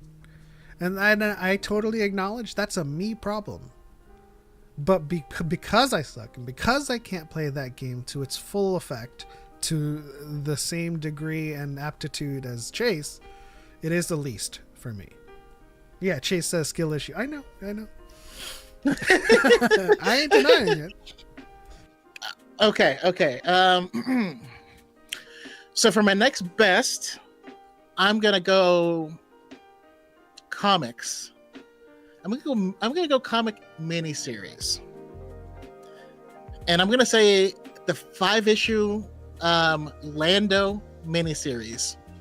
Banger. It was golden. It's Lando and Lobot, and they're trapped on like Palpatine's ship. Like it starts out with him romancing like a guard. Like it's just a fantastic read. Highly recommend everyone check it out. It's really good. Worst, I'm gonna go with Star Wars Dark Visions, specifically Dark Visions 3. If you loved it, that's okay. That's the one that has the story of the weird nurse that's obsessed with Darth Vader, and I hated it. I hated it so much.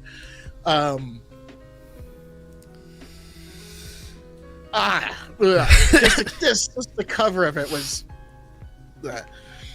See, Trev in the chat knows what's up. Said Lando is the only one I bought the trade paperback for. It's so good. I appreciate you, man of taste. All right. I feel like somebody in the chat has been waiting for this moment. My fifth best is The Acolyte, and I'm gonna say really quickly.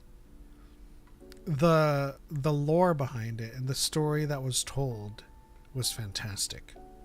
Does it suffer from pacing and dialogue issues? Yes. But I absolutely enjoyed the show. And I loved its story, I loved its characters, and I loved what it did for the Jedi, even though some people misunderstand what it did for the Jedi. It showed the cracks, and it was a critique on the institution of the Jedi Order, but it did not paint them as the bad guys. They were the ones that said, leave her alone. Don't change this kid's destiny because you formed an emotional attachment. And Soul's response, this is not what's happening, should have told you he formed an emotional attachment. And I absolutely enjoyed the show. Like, I don't care what people say. Largely because a lot of what people say about it is just wrong. You know, the twins were created by manipulation of a Nexus. Anakin is a Nexus, so it doesn't really cheapen him or go in the face of lore. Osha bled the crystal just like everybody else with negative emotions and direct contact with the crystal. I also read a comment, I think it was on one of Cubcose's videos, where someone was like, lesbian space witches, we've never seen ghost demon form before. And I was like, Mother Talzin is like perpetually a ghost demon form. I don't know what the hell you're talking about. And she literally went ghost demon form in season 6 of Clone Wars, right? Like, and then pulled a sword out of her chest and fought Mace Windu. Yes. And also all of like the Night Sister clans are matriarchies. So like I don't understand this kind of like we've never seen this before kind of like attitude towards the Acolyte. And then of course the final thing I'll say about the Acolyte, the Stranger. Manny, I think as much as I love Osha and as much as I love of Soul, his character was a standout, and I want to hear his story. I want to see the story of Ernestra and the Stranger and how that came out to be. If we don't get a continuation of the show, I want to see that story. Now, I'm gonna piss off Luke here. My least in response to that is Obi-Wan Kenobi. I liked the show. And it was a compelling story. But it was meant to be a movie. And it suffered tremendously from pacing. Yeah, its release schedule was whack. It was you can't tell a story like that. Very disjointed. I feel like it perhaps might have been better if it had all dropped and then we could watch it as a movie. But then again, it doesn't change the fact that they actually recut it to be a series. So it lost its kind of through line narratively as a movie, but it was shot as a movie, but cut as a TV show. So it was the only way to save it would be to actually go back to the cutting room floor and to sew things back together as intended as a movie. But there were moments I loved it. I loved Vader and Obi-Wan. I loved Leia. And I loved learning about the path, but it really does suffer a lot from being disjointed. And so like, if they do a season 2, I really hope that it is shot and edited primarily for TV. Listen, you can't take something with a 3-act structure and divide it into 6 pieces, because you are always going to be dissatisfied with what you get. You don't get any acts, or you don't get any full things with resolution until the final episode, and that's if you stayed on, and if you did, it's a whole thing. Anyways, whoo.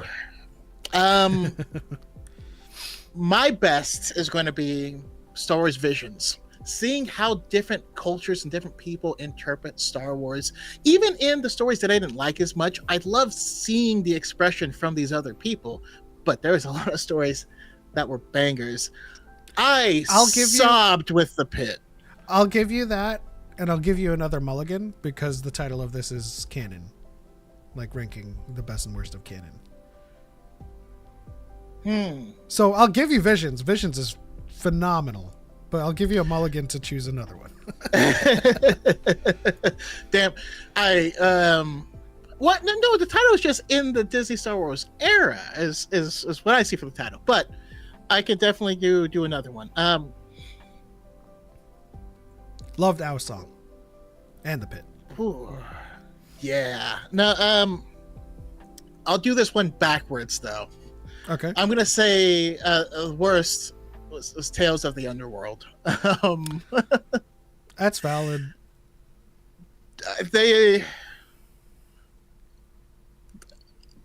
The stories, especially like Cad Bane's, it just felt meaningless. You know what I mean? Like I feel like they could have done so much in explaining this like a larger narrative, you know, but I felt the same. I felt the same with not Vernestra, Asajj's story. It started off very meaningful, right? Like from like that moment in Dark Disciple, but I feel like at the very end of it, like nothing truly changed. Exactly, and they keep trying to like maintain the status quo, which never actually moves anything forward. Like you got to let these characters go. You have to let them breathe. You have to let them die, you know? And so my best is going to be Bad Batch. Listen, I wasn't in love with the first season, you know? I stopped watching it at midnight when it came out, which is a big deal for me. That ended up being one of the best written things that they've ever done. You know what I mean? Like the way, especially how they formatted the finale to where that last moment, in order for that last moment to work, every single one of the characters had to have gone through all of their journeys, which made it all tie together and made it meaningful. And it was just chef's kiss. And then also, I don't know if Young is in the chat, but I'll just say shout out to Wet Hair Hunter. Honestly, I would have if I was given also Wet Hair is Saj Ventress. God damn. If I were given a mulligan, I would have chosen Bad Batch as well. But we're just going with 5. That doesn't mean there's only 5 best things in Star Wars, guys. Just as a disclaimer and as a caveat, there's more good out there as well. But we're just focusing on our 5 best. And if you're in the chat, you can participate as well, like everybody else has been. But what was your mulligan for best? What? No, that was best was Bad Batch and worst was Tales of the Underworld. Oh, I didn't hear the Bad Batch one. All I heard was Wet Hair Ventress. DePaul says because Cad Bane is meaningless. That's rude.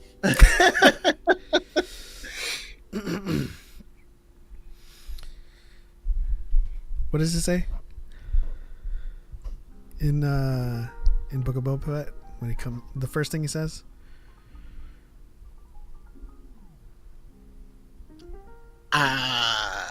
Sup, bitches? I don't know.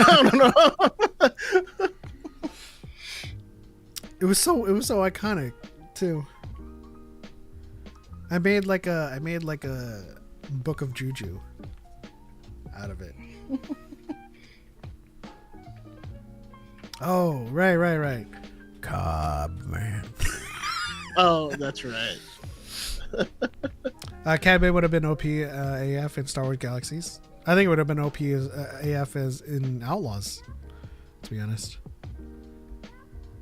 Here's me holding out hope for like a DLC in Outlaws where we can play as like an origin character.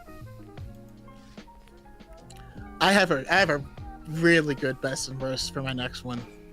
That was it. That was 5. Damn. But you can go. You can mention it. I'm also going to do this backwards. Worst, which actually wasn't bad, but worst D23, best Daikon. D23 wasn't bad, but like it wasn't bad, but Daikon was amazing. Yeah, that was a highlight for sure. Lots of people meeting for the first time at DYAD Con or Daikon Radish. DICON was us meeting our friends. D23 was us hanging out with a lot of other influencers that are really cool that we like. Most of them, but the spark wasn't the same. You know what I mean? We didn't cry together. We didn't, So it was a community coming together to be together.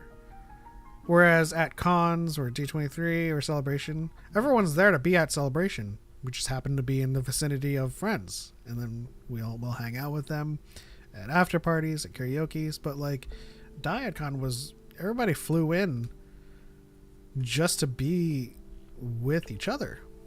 Yeah. When is the next one? Is it in San Diego?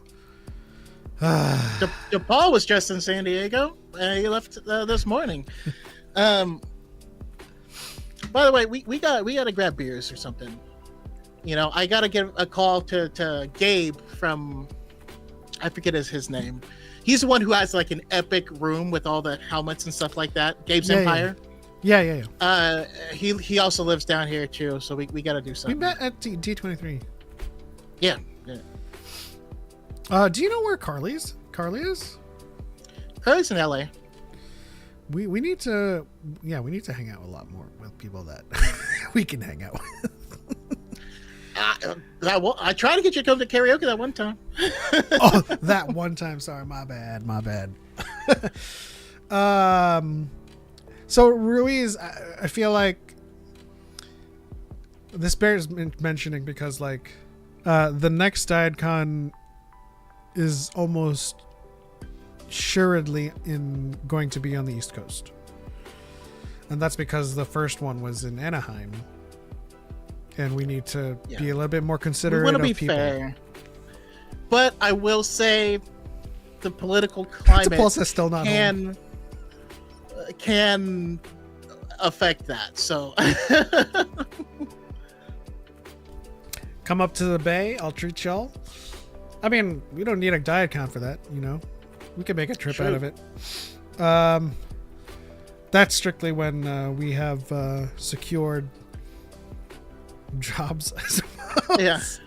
And then we'll all head inland and we'll hit up Manteca water slides. I don't know if that place is still open, but Manteca water slides.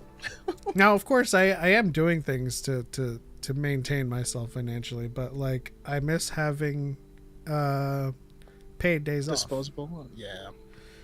Because like I could literally go to DYADCon and Celebration and be like, I'm still getting paid. Don't worry. Yeah. But if I choose to hang out with Choco or anybody else, I gotta be like, I'm gonna miss a day of earning.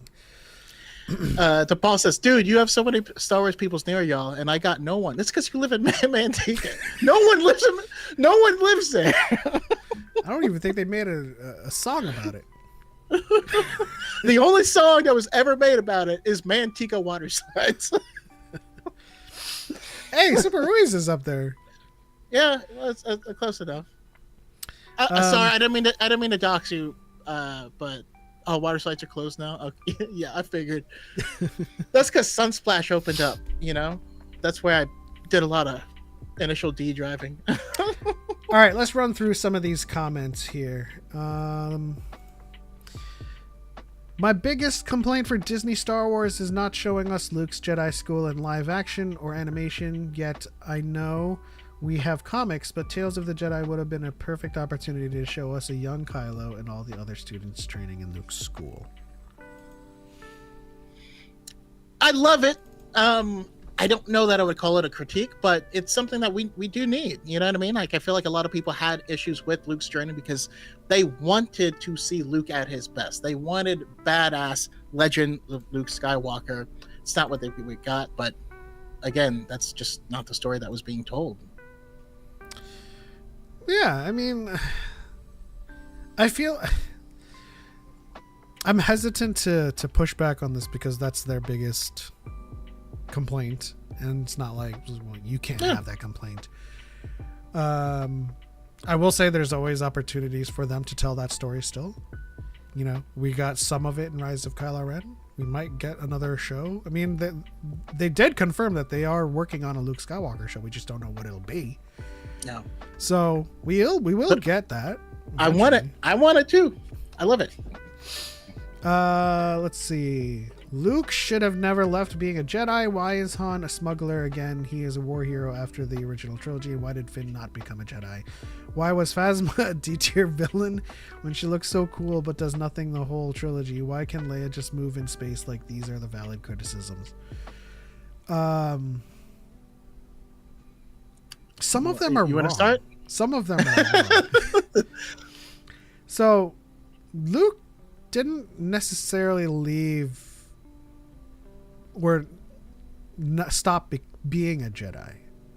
He thought to himself that he was better off removing himself from the galaxy because he was, as Vision says in Avengers Ultron, we invite challengers. And so Luke he was falling on his own sword. Yeah. So I mean, his whole premise that the Jedi need to end is something that he does wearing Jedi robes. And, you know, at the end of the movie, that's not how he feels. So a lot of times when we talk about people having this perspective on Luke, is I usually kind of land on the fact that they weren't paying attention, because that's how Luke starts. Luke is disillusioned in the beginning. He goes through an arc. He's taught another lesson by Yoda. He wants to burn the Unity tree, but Yoda's like, nah, I got you, fam, and does it for him. But he's like, this isn't what it's all about. It's not about the books. Page turners, they were not. It's about, you know, what you bring forward, what you carry forward, and what you teach to the next generation. Yeah, she has everything she needs.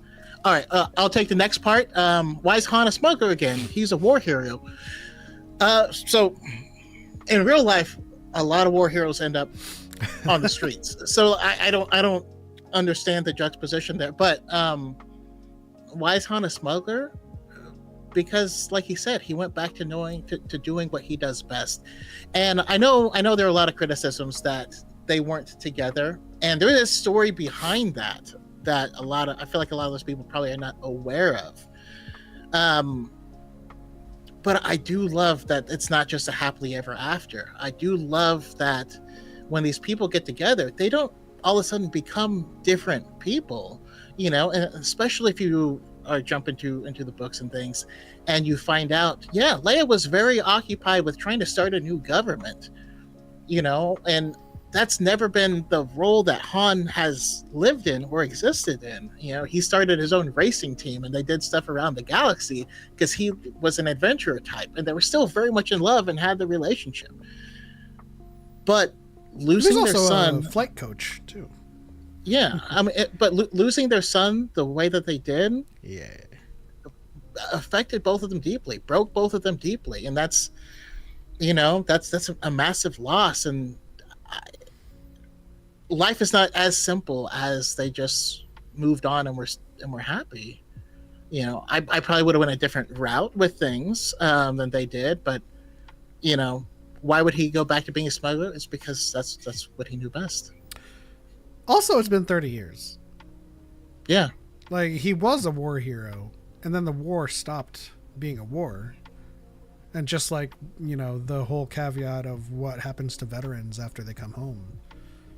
You know, life happens, and they have traumas, and just they have to deal with things, right? And Choco just talked about all the things he had to deal with. Why is Phasma a D-tier villain? She's not. Phasma is a foil and a looming phantom for Finn. Ever since The Force Awakens, you know, she was aware of Finn's kind of, I should say, dysfunction amongst her squads, and she remains there as a phantom for Finn, especially given the fact that he kind of like bitch slaps her in The Force Awakens. But I wouldn't say she is a villain in the fact that she needs to be present for every single setback. Now, I do wish they kept in that deleted scene. I do. And also the second half of that is Star Wars would never put a character that looks cool and not have him do anything, would they? Yeah, why is Boba Fett a D tier villain? And then the last one is, why can Leia just move in space? She used the Force to pull herself to the ship. It's actually really easy when you are weightless to do things like that. That's how friction works. There's no friction, so you'll just move infinitely in any direction with very little effort. Happens all the time in the EU. Yeah, it does. Okay. There's that. Let's see here. We're racing through these really quickly. I'm just reading through and seeing.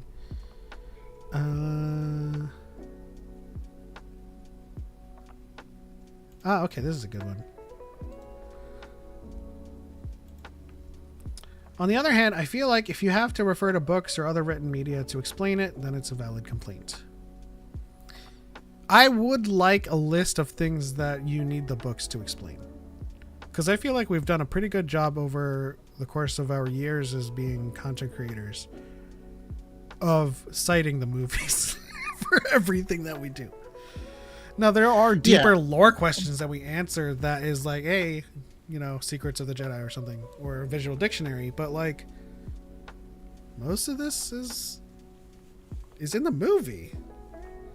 All of it's in the movie. And Kenny, these were comments that were left on my page, but he was specifically responding to me pointing out that, if you want to find out what the prophecy is, then you'll read Master and Apprentice by Claudia Gray. And, because the person's original point was that the sequels ruined the prophecy, by having Palpatine come back. And, I was like, you know what? You should read Master and Apprentice if you want to know the prophecy. Now, I still maintain that you should, because that's the first place the prophecy appears. But even if you don't go back and read the book, without referring to the book, I would just say, what is the prophecy? If you don't know what the prophecy is, you can't tell me that it was violated. Yeah, I think that's the main issue with that argument. Right. Of course, you shouldn't need external media to explain anything. But if your main criticism requires it, then you should know it. Like, it's plain and simple. Yeah, and most of the complaints in the content that I was reacting to in that video, most of those complaints came from external media as well. So, This is another thing that when we talk about like Rey's piloting skills, and I'm just going to preface this by saying she's not a great pilot. Chewie flies most of the time and does most of the dazzling feats in The Last Jedi, and she's on the gunner seat. But when people be like, how does she have like piloting skills? And we're like, oh, well, she learned off of simulators. It's like, but that's in the books. It's like, well, how does Luke know how to fly an X-wing? Because it shares the same controls as the XCOM. Where did you get that? A book. Doesn't say it in the movie. So a lot of like the common knowledge we have of the 40 years of Star Wars prior is all aggregated from external media that has just been in the zeitgeist. Yeah. Like nobody, like a lot of people didn't know that Sheev's name was given in 2014, and they always thought that was his name. He was always Sheev. No, nope. That's his Disney name. It was named in Tarkin. That's the first place it existed. Yeah. But yeah, we should. Kenny Heron says, "I wish the prophecy was confirmed false." Yeah, I honestly think, if we were still doing best and worst, worst would be that damn prophecy. but if we're to keep it strictly in the movies, it's still there. They still say misread the prophecy could have been. So there's always that lingering doubt of whether or not it's actually true, or whether or not it actually means what they think it means, and they misinterpreted it. So none of us, even as the audience that has, omniscient knowledge, knows just in the movies that they're right or wrong, or if it even is valid. Right? Like we know now that the language of the prophecy doesn't mention the Sith, but Obi-Wan is like, you're supposed to destroy the Sith. But that comes after the fact that they're like, no, we could have misread it. It's also fallible in the way that it was prophesied by a Jedi mystic. There's biases there that exist. It's not like this omniscient voice that came down and is like, no, this is a person that like gleaned it and just kind of spit it out. Also, there is, prior to Disney, and yes, I hate to refer back to another book, but prior to Disney, we had the novelization of Revenge of the Sith. And in that book, it directly tells us, nowhere in the prophecy does it say you have to be a Jedi. Like it already tells us like certain things about the prophecy. So even that's not new. Chris Ryan's in the chat. What's up, Chris? How you doing? It says, it's always cool to check out other mediums to get more info on stuff from films and TV shows. That's intriguing to me. It ain't work. Yeah. That's honestly something that we have to constantly reiterate, is that all of this stuff is ancillary information and is not needed to understand the plot of these movies.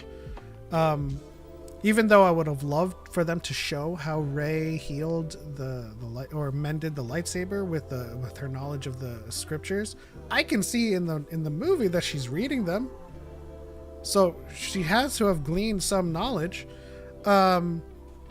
But like for all the questions people have, you'd have to have a 6-hour movie if you're going to show everything on screen.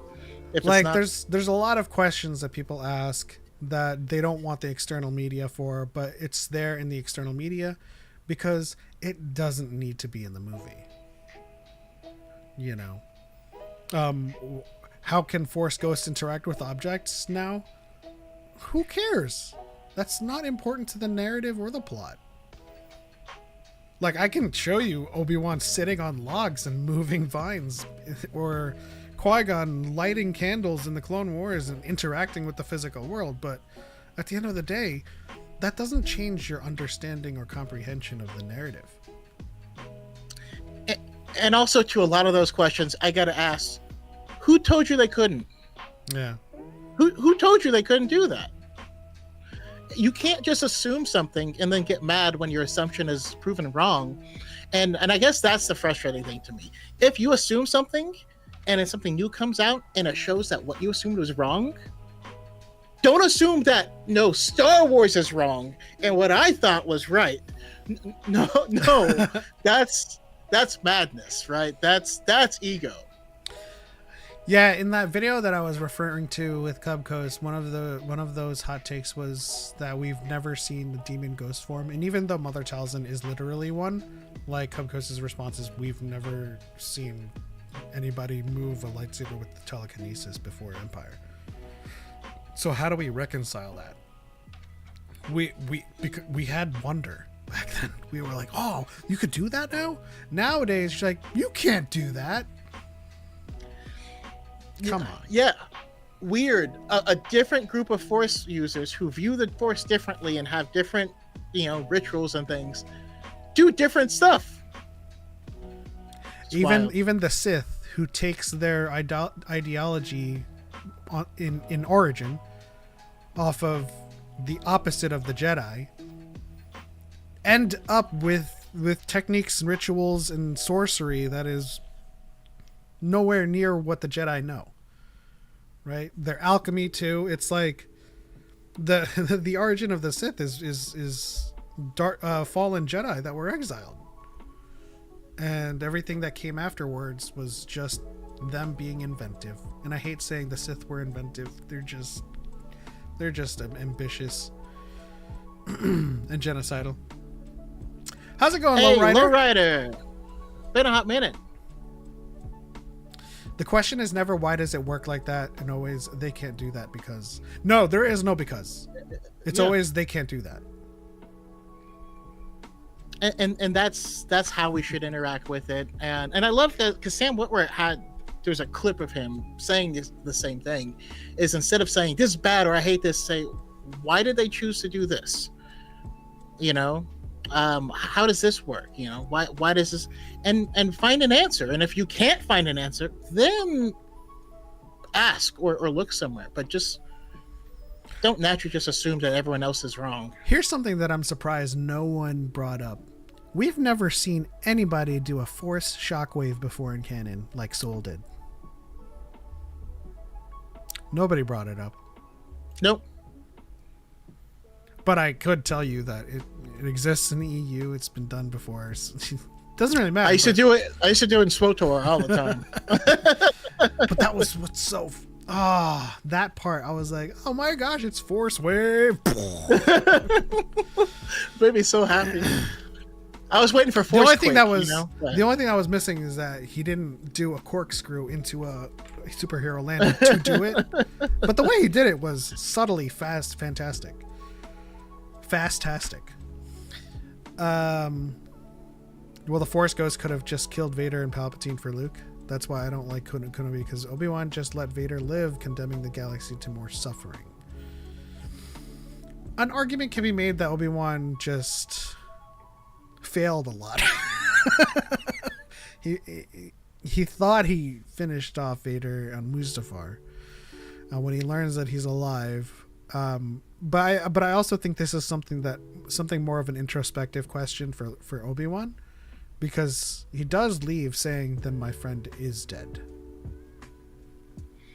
So I feel like introspectively he thought that he no longer had to engage with this Dark Lord. Well, I mean, also when they meet in A New Hope, he says, "When we've last met, I was but the learner, but now I am the master." What is he talking about? Right? That's not what happened in Revenge of the Sith. He's referring to a different time. So they had to have run into each other at a different time after that. You know, also he knew Vader was alive. He has to find that out somewhere. So it actually completes something that I always wondered in A New Hope. That was that part that doesn't mess with his character. That's always been a part of Star Wars, just an unsaid part. And then you said, well, Force Ghost could have just killed Vader and Palpatine for Luke. Could they have? Here's the thing. It's something we talked about last week. Force Ghosts see all time at once, right? Force Ghost Qui-Gon appears to Obi-Wan, and he knows Obi-Wan is going to go off to the adventure that he's going to die and become part of he already knows this is going to happen, but he can't tell Obi-Wan this because that might affect what he does. If all of a sudden, you know, Force Ghost Obi-Wan does everything for Luke, and then Luke doesn't have his journey and become strong and powerful and learn the lessons he needs to, maybe that leads to a different and darker future. You know, we still don't know the extent of what is happening with Force Ghosts, but the fact that they see all time means that when they choose to be seen, it was needed, you know. And if they don't, then their intervention wasn't needed. Well, Super Ruiz, I like that take too. Jedi killing people should be hard. Can't fault Kenobi for it. And that's another thing. Especially a child that he raised. He raised Anakin. That's another thing that kind of bothers me about how people perceive Luke and how they wanted Luke to be portrayed in the sequels. But they often come down on the Jedi for being violent sometimes. They're like, the Jedi are bad guys. They have weapons. Also, I want to see Luke like go on a rampage and like destroy the walkers and kill all of the First Order troopers and stuff. I'm like, but the Jedi shouldn't have joined the war. That's when they failed. But Luke should join the war and kill everyone. You're like, you gotta pick a lane. Revan was right for joining the war and killing everyone, but the Jedi were wrong for not wanting to get involved, but the prequel Jedi were wrong because they got involved and they shouldn't have. Like, I don't know, man. So this is the last thing I do want to address is he had a chance to deal a huge blow to the Empire by killing Vader, but just doesn't. And this is a thing called narrative. Yes, he could have. There are plenty of moments where Anakin could have fulfilled a prophecy by killing Palpatine in his office, but he betrayed Mace. Why? Because narrative. Because that's the story that they were telling. It's most of the time when people are, and I'm not shifting this onto you, Kenny. This is just for the sake of conversation. Most of the people who are like, Rey should have died or lost to Kylo, I'm like, but that's not the story. The story would have ended. The story's about her. When the main character in all of anime and all of like stories for history, if they had died in moments where they literally were had dead to rights, we wouldn't have 90% of the stories we have today. John Wick, he should have died a lot. He should have died a lot, but doesn't. James Bond movies, there's literally snipers perched in desks with, and he's running through in a tuxedo with a handgun popping snipers. And you're like, damn, they should be fired, I guess. But he says it's all Obi-Wan's fault. It did as is. You can't blame someone for not wanting to kill the person that they raised. You honestly can't, and the person whose fault it is the person doing all the bad stuff. Yeah. If you're telling me Obi-Wan would let the galaxy suffer just because he doesn't want to, well, no, he just doesn't want to kill his brother that he loves. I think this goes with Choco's allegory as well. It's like if you see a gunman on the street and you do have the capability to stop them, like you have training in martial arts or whatever or something, but you don't stop him, should all of the murders that happen henceforth be on your shoulders? Like, Obi-Wan doesn't be like, then my friend is truly dead, go on to commit suffering in the galaxy. That's not what he's thinking. Yeah, I mean, also, in your example would be more apt if you did stop the gunman and disarm him, and you just didn't kill him, and he like escaped later and did more killing, and they're like, it's your fault because you didn't kill him when you could have. And you're like, no. Kenny, Obi-Wan doesn't let the galaxy suffer for 10 more years. Vader and Palpatine commit suffering for 10 more years. We can't place the blame on people for not preventing the suffering, is what we're trying to say. Like, Yoda feels shame because he failed to stop Palpatine, but he's not to blame. He fought Palpatine to a stalemate, and he lost his saber, and he got pushed back, and he had to retreat. But we're not going to be like, oh shit, it's all Yoda's fault because he couldn't stop Palpatine, so he let them suffer 20 years. No, Yoda didn't stop that fight with the intent of letting people suffer. He saw a big picture. Well, we learned this in external media. Wink, wink. when he lands on Dagobah, he's like, no. As much shame as I feel for failing, I need to be there. I need to be alive. And then like that comic ends with Luke landing, and he says, I need to be alive, for there is a new hope. And that's the thing. It's not exactly the same thing. I mean, it kind of is. If like,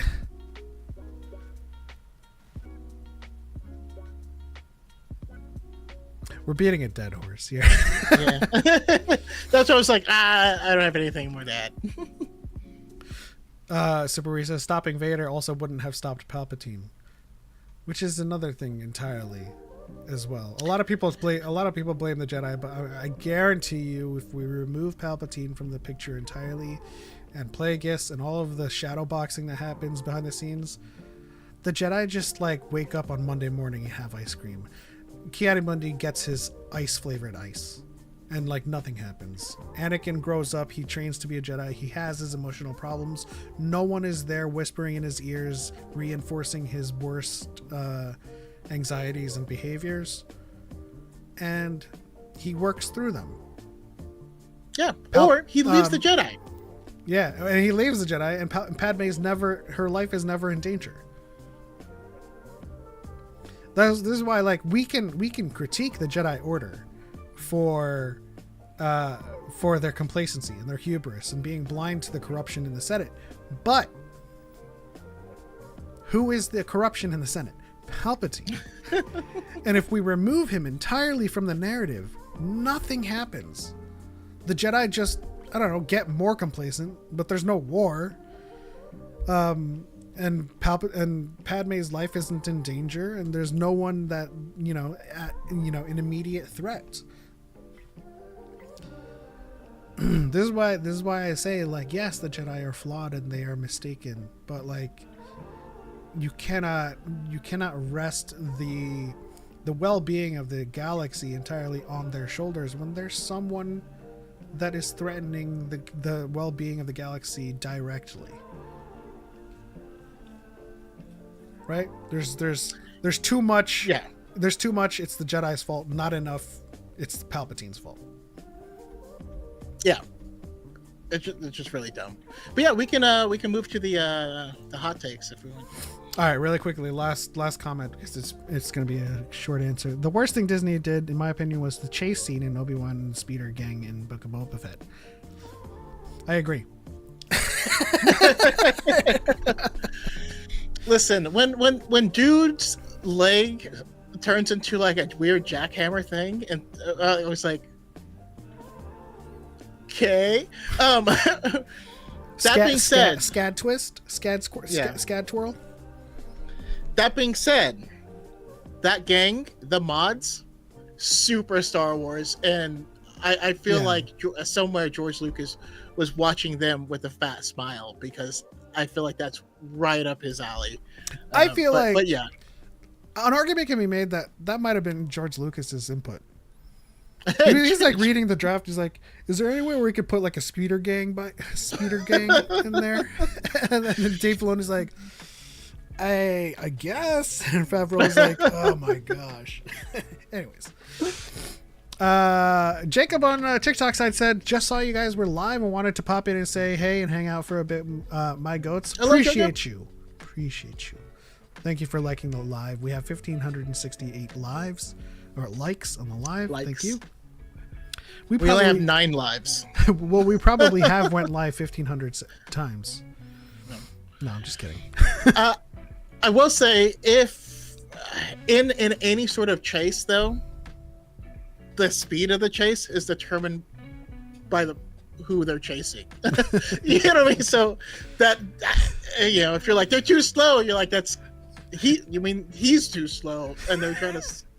Well, I don't know. That's the thing, right? It's like it was so kind of cringe. It's like watching somebody speed walk down the sidewalk and someone also speed walk to try to catch them. Like, bro, just run. Like, increase your speed. It's like if you like left your car in neutral and it starts rolling and then you're running and you're like, how do I stop it? I don't know how to stop it, but I'm chasing it now, I guess. That's how I think of it. Star Wars Closet said, just subbed, love the live and the convo. Appreciate you, Star Wars Closet. Thank you for the subscription. Happy to have you join too. Jay Bird, I also saw they were live and popped in. Hey, Jay Bird. All right. Why don't we move on to reacting to some of these hot takes? We'll shift our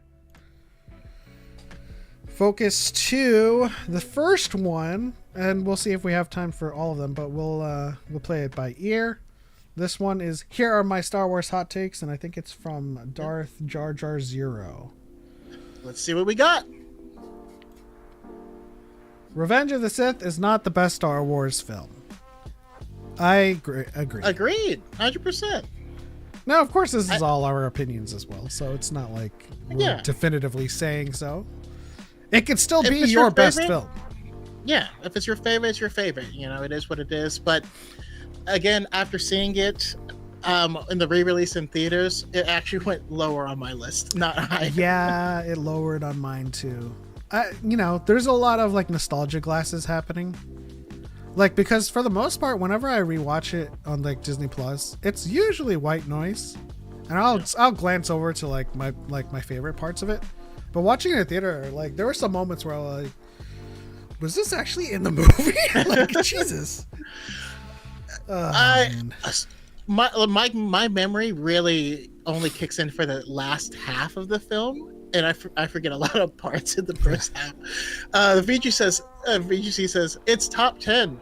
Absolutely. It is absolutely top 10. It's definitely a Star Wars movie. Yeah. There's a difference between favorite and best, but yeah, when I saw it in theaters, I caught myself thinking I like Rogue One more. Yeah. No, Rogue One has dramatic, like, so I rewatched Rogue One a couple of times, and it has risen just by itself. For but sure. Off of the heels of Andor, it jumped up after Andor. Yeah. All right. Star Wars. That's an awesome hot take. I agree. Star Wars.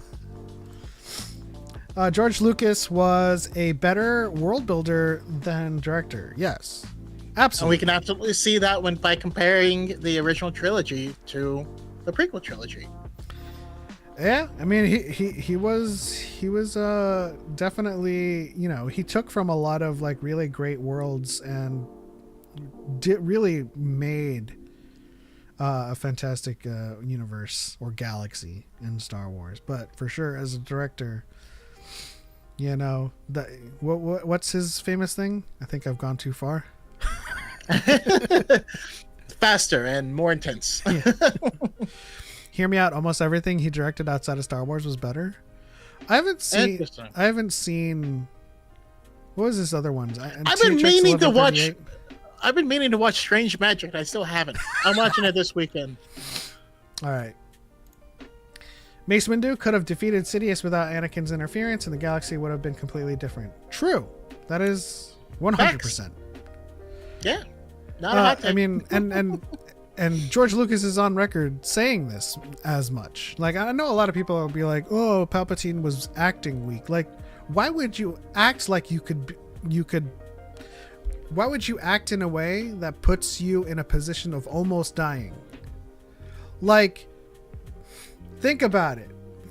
Realistically, if you're acting weak and you're placing yourself in a position of being at Mace Windu's mercy, what part of you is betting on the odds of Anakin reaching the room before Mace just goes and just stabs him? Just like, yeah, whatever, and just kills instead of giving him that moment. You know? It also Oh, go ahead. Well, I was just getting really quickly. George did say that Mace beat Palpatine fair and square. Yeah. And it would also, like, to me at least, ruin the film. Because in that moment, Anakin knows he's the chosen one. He's taught, if I kill Palpatine here or let him die, I have fulfilled my role as the chosen one, and he still chooses to side with Palpatine, right? That's a very important, like, character moment. And it's not a character moment if there was actually no stakes in that moment. Yeah.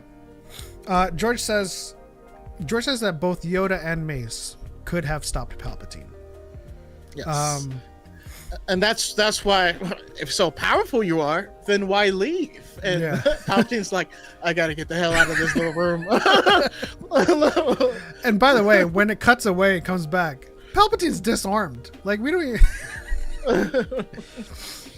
Mace also disarms Palpatine, so it's just like, you know, if you're trying to pretend like that was a strategic decision, like you're really placing all of your bets on Anakin getting there in time.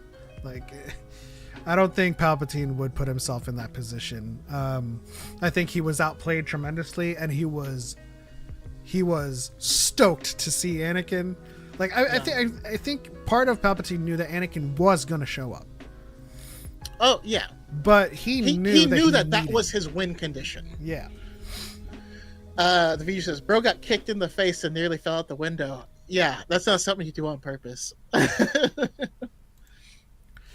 All right, Finn had the most potential out of any character in Star Wars, but he got ruined by Disney. Stormtrooper to Jedi would have been the perfect story.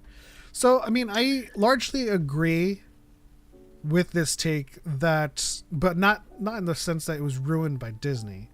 He was created by Disney, so how could that's just a weird I just sentence. feel like JJ didn't know what to do with him.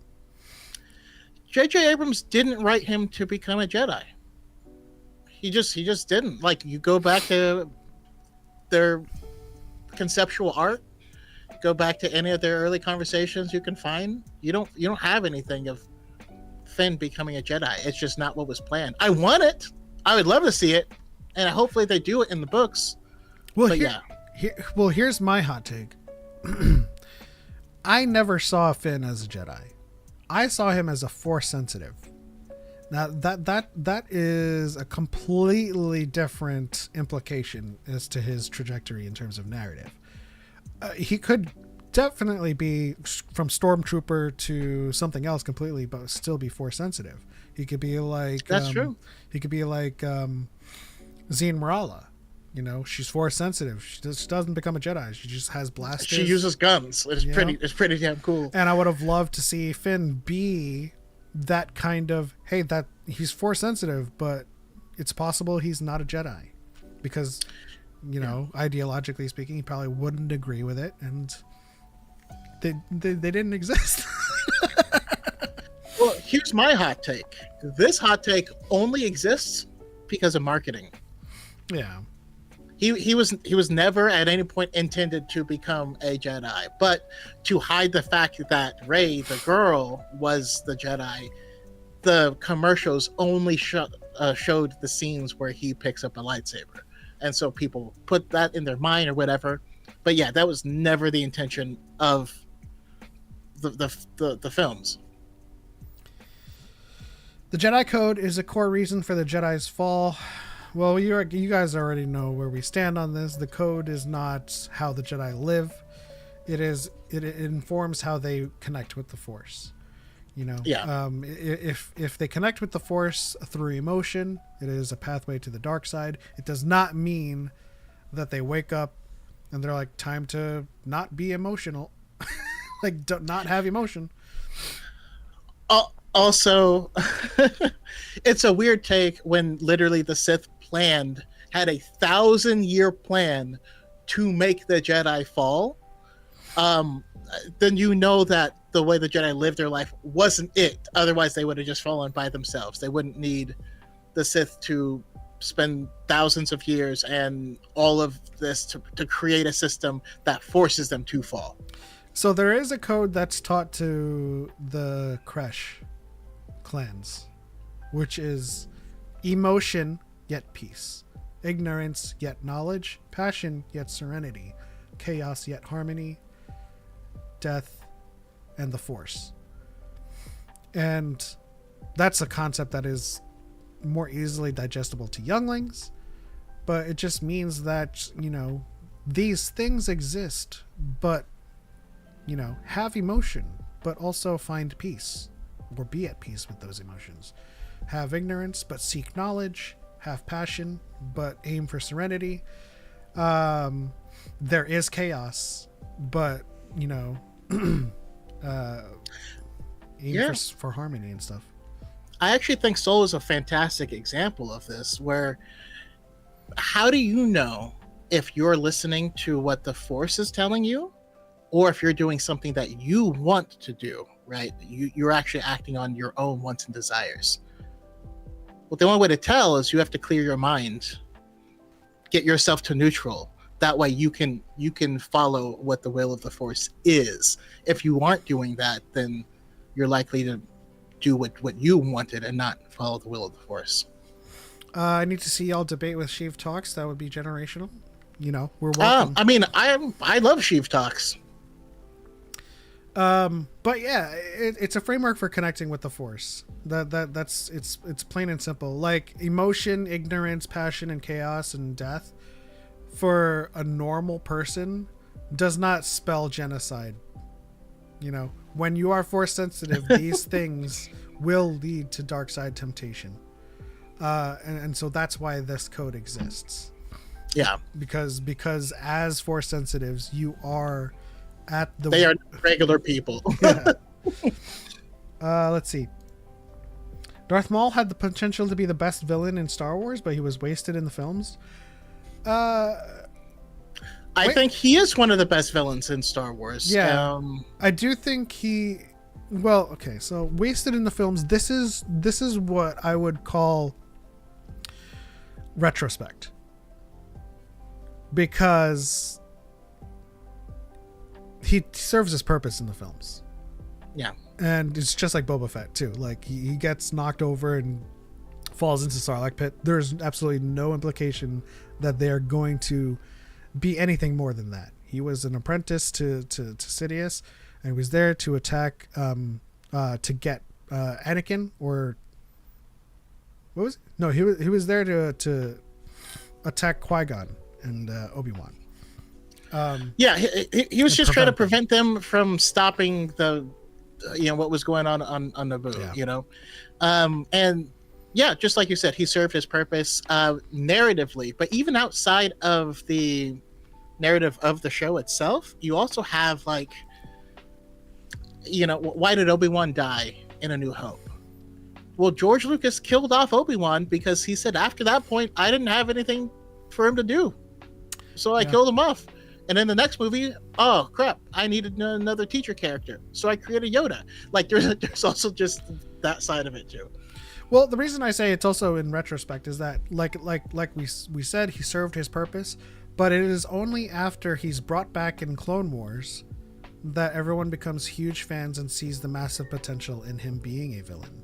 And then you look back at the films and say it's wasted, but none of those plans existed when the films were made. They didn't have the Clone Wars. They didn't have the Collective or the Shadow Collective and all of his workings with the Mandalorians when the films came out. And so they didn't necessarily waste something that wasn't there. That's how he was written in the film.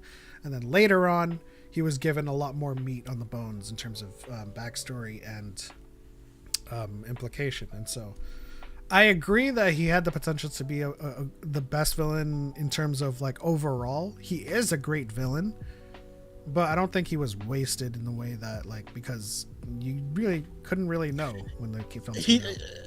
He had 5 lines of dialogue in the first film. So yeah, everything that you've seen that gave him potential is what we found out from him later on. But yeah, what's the next one? If Qui-Gon had trained Anakin, there might not have been a Darth Vader. It's 50-50. I agree, but I'm very specific in how and why I agree. But so, you're 50-50, why? I'm 50-50 because Palpatine still exists. And I think Palpatine would not stop in trying to manipulate and groom Anakin into what he wants. I think Palpatine's existence with Qui-Gon dead is to supersede and counteract everything the Jedi teach him. If Qui-Gon lives, Palpatine shifts to superseding and countering everything Qui-Gon teaches him. So yes, the possibility is still there for Palpatine to screw things up for Anakin in a different way. But I think the chances of Anakin not falling increase tremendously with Qui-Gon. That's the 50-50. Yeah. Also, shout out to Super Ruiz. Your wife is starting her first playthrough of BioShock ever. So we're heading out. Awesome. I hope she enjoys it. I gotta hear when she gets to the twist. Let me know how that plays out. That'll be fantastic. Anyways, Thanks for hanging out. Yeah, so I'm in agreement. Basically, what I say is that anyone that would have kept him away from Palpatine prevents him from from falling to the dark side. That's what it is. And I do think that Qui-Gon, either intentionally or by way of going on weird missions, would probably have kept him away, kept them separated, or have noticed his nefarious aura earlier. I mean, Qui-Gon, who was Qui-Gon's best friend? Mace Windu. Mace Windu was the other person who also saw it and was like, listen, you can't take this little boy out clubbing. That's weird. I think that shoots up to 95% if Mace Windu trains Anakin. Yeah, I do think it's higher for Mace, but but yeah, that's how he could. As long as he kept them separated from Sheev, he's saved. But she was going to try. She was going to still try to get there, you know. I don't want to minimize or be reductive with Qui-Gon's effect on the overall state of the galaxy, because he was the first to say, my thinking can only lead me to conclude that this is a Sith Lord. And it's the Jedi Council was like, nah, they couldn't have come back. Qui-Gon was on it, you know, he was locked in. So, if Qui-Gon had lived... history. Yeah, if Qui-Gon had lived, they would have been on the hunt for Sith a lot sooner. That's true. So, his impact on not just Anakin, changes a lot of things. Also, he had already gone through some of his training for retaining his consciousness. He would have been alive to complete his training earlier and to teach others. You know? And I'm sure he who knows? He might have figured out what was going on with Sifo Dyas earlier. He definitely wouldn't have had a patch beard in Attack of the Clones. Balance in the Force doesn't mean wiping out the dark side. It means understanding both. No.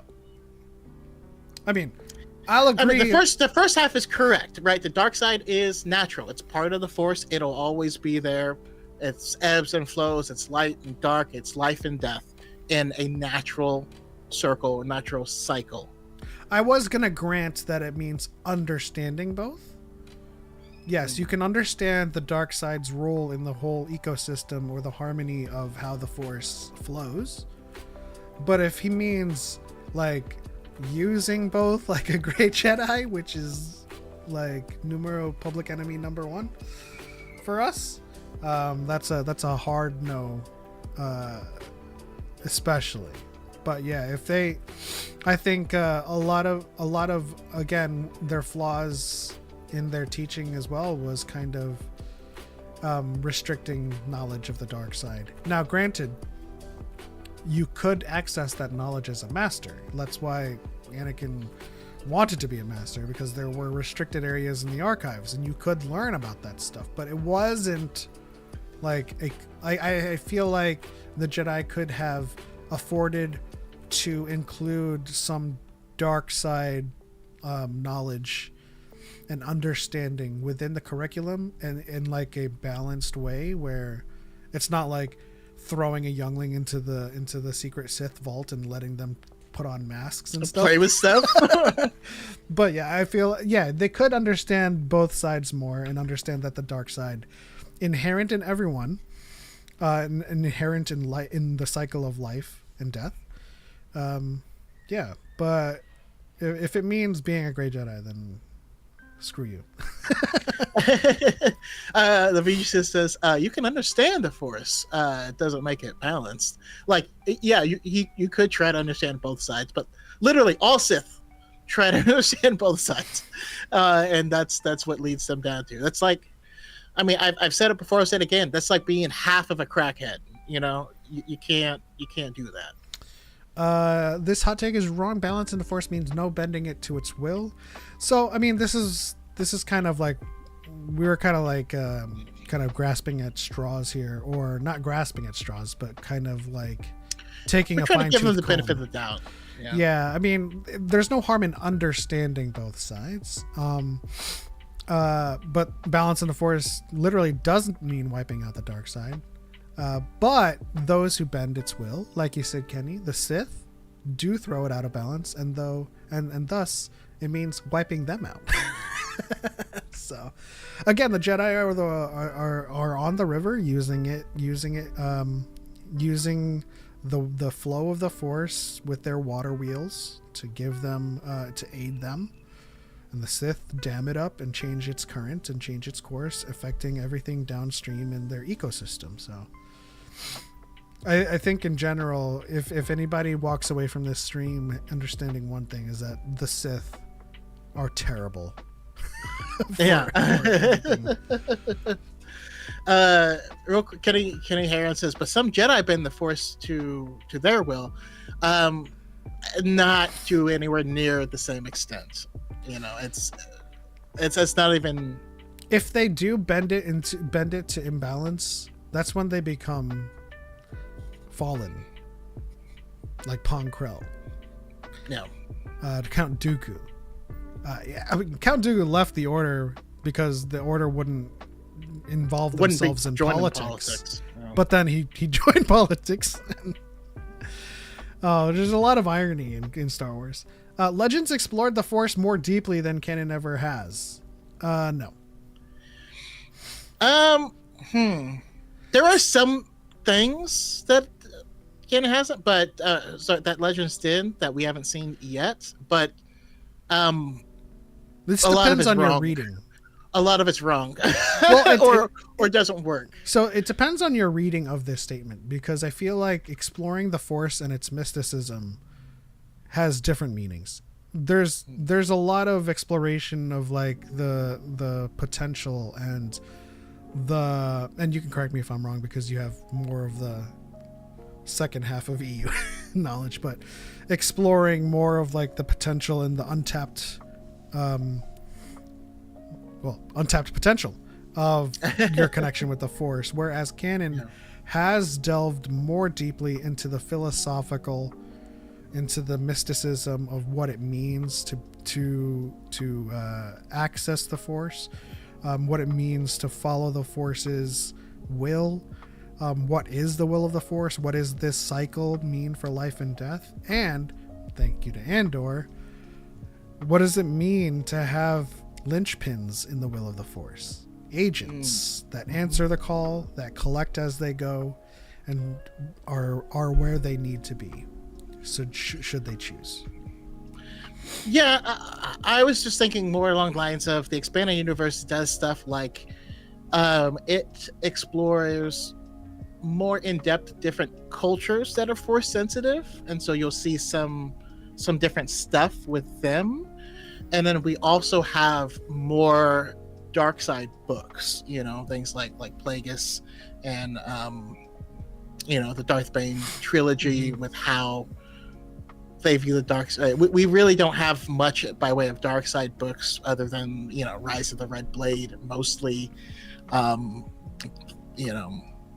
Shadows of the Sith has some of it, but we don't have anywhere near as much on that side. But that is more broad information. Canon is way deeper. Legends is way broader, and that's because there's just more content. Yeah. Let's see here. I'd argue the lost episodes of the Clone Wars did more deep than most EU. World Between That Worlds. is very true. World Between Worlds, but also like Yoda went to the wellspring of the Force to talk to the wills. I guess you don't get deeper than that. Damn. All right, I changed my statement. but also just like the fact that there's a lot of dark side lore, given the expanse of Sith Lords and the stories we have in the Old Republic and New Jedi Order and stuff, doesn't necessarily speak to its depth. It just speaks to its volume. Because if we compare Bane and Plagueis and all the others, they're all just being like angry, rage, passion. Like they're all saying the same thing about the dark side, really. I was even gonna throw like Traya in there, but I was like, but at the end of the day, everything she thought was wrong. So there's just a lot more content, but yeah, the depth in canon is greater. Also, I enjoy so much more the philosophical discussion of canon force lore. I don't know why I said it so disjointed. Canon force lore. Speaking like Yoda. Andor is the most well-written Star Wars show because it's not trying to be Star Wars fan service. I think I agree with that one. I think it's has the best. own It's fan best service. written, but it's not because it wasn't trying to. It was just maybe it was focused on being the best at what it was. So Yeah, no, I I no, definitely say it because I agree. I think it wasn't trying to be not it wasn't not trying to be fan service. I think a lot of Andor has a lot of its own fan service, but that's not what made it a well-written show. It's a well-written show because it was well-written. There's a lot of hot takes in it. Count Dooku had killed Sidious, and then Anakin as an apprentice. The galaxy would have been better off. Huh. But that's like again, that's another one is more than zero. yeah. Better off? I don't know how you quantify suffering in this regard. I think Anakin and I mean, Dooku is genocidal, so is Anakin, or Vader. So There's a weird thought of Count Dooku that he wasn't as deep in the dark side because he looks so regal. But like, no, he was. He definitely was. Kenny Huron says, "What about Darth Sicklad?" I don't know who that is. So, if you could referencing a comic or whatever, let me know. Darth Sicklad? I don't know. Never heard of him. Let's see. Jaber says a lot of people defend Dooku as being a good guy for some reason because he disliked the Jedi. A lot of the Dooku love is so weird to me because a lot of those same exact people will say the Jedi were too political. That's why Dooku was right, and you're like, he left to become a politician. Like, it's the exact opposite. A lot of people read into the Jedi whatever they want to see and not what is actually there, and that's the reason for a lot of the stuff. Yeah, I mean, if I take this sentence at face value, I can an argument could be made that the galaxy's better off, but the galaxy's still pretty terrible in terrible shape with two Sith Lords at its forefront. Yeah, no, you're right. It probably is better off. Like, he doesn't it's not have good. He doesn't It's have not as good. large of a villainous design as Palpatine does. True. But he still has a villainous outlook. Leia should have been the true protagonist of the sequels, not Rey. Hard disagree. The sequels was the next generation. The prequels was the previous generation. That's it. Had they done the sequel trilogy during a time when they could be, yeah. But this was like Choco said, it's the next generation. The actors are aging out. Like, you can't, like, I don't know how much nicer I have to say this. These guys are so too old. Like, if they had done the sequels in like 2010, we could have had that. Even then, I don't know if you saw Mark, but he was not in the best shape back then. He lost a lot of weight to come back. He was like good. Sorry, not 2010, like 2000, like normal timing, 2006, 2004. Which is funny because they originally were going to do it. Yeah. I always point to there's an 80s interview that Mark Hamill did with Maria Shriver at the Sunrise Mall. I remember it very specifically because the Sunrise Mall is in Orangevale and I grew up right next to it. I went there all the time. But he says in that interview from the 80s, he's like, yeah, George Lucas called me and he's like, what are you doing in 2007? He has an idea. It'll be the last trilogy, and when you hear what happens, it'll be obvious why it's the last trilogy. And like he says a bunch of stuff, and I'm like, I'm curious what that phone call was. Another thing to consider is that this is a saga, and so it's a spanning story. What people are missing is that they largely had their arcs already. Like episode 6 was the end of their story, and the saga continuing in episode 7 is just a continuation of the larger saga, the larger epic, but it is not a continuation of the original characters. Just like the prequels weren't the prequel to Luke and to Luke. I mean, it was their origin because of Vader and Padme, or Anakin and Padme, but it was Anakin's story. So, I mean, the real, like, again, if they had done it sooner, it would have made more sense, but the sequels was always going to be the next generation of characters, even if it wasn't Rey. Oh, okay. So Kenny Aaron says there's a joke on it where they make a fake Sith to see if people would try to pretend he's real. So Darth Sick Lad is not a person. Oh, okay. I actually kind of. That's a good idea, though. Yeah. I might have to make a video on Darth Sick Lad. I mean, that's true. Some people might be like, let's say there's a comment that's like, man, new Jedi Order is better.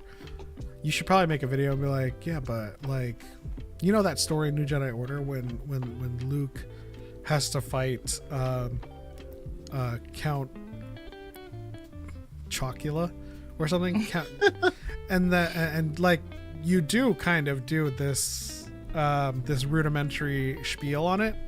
I want to see if they'd be like, yeah, but like that story's different. Like they pretend it's real. That's how I feel when people bring up Darth Vectivus. They're like, yeah, he's the Sith who was actually good, and you're like, that's because he stopped being a Sith. Yeah, he gave it up, and I know you didn't actually read it because it was just like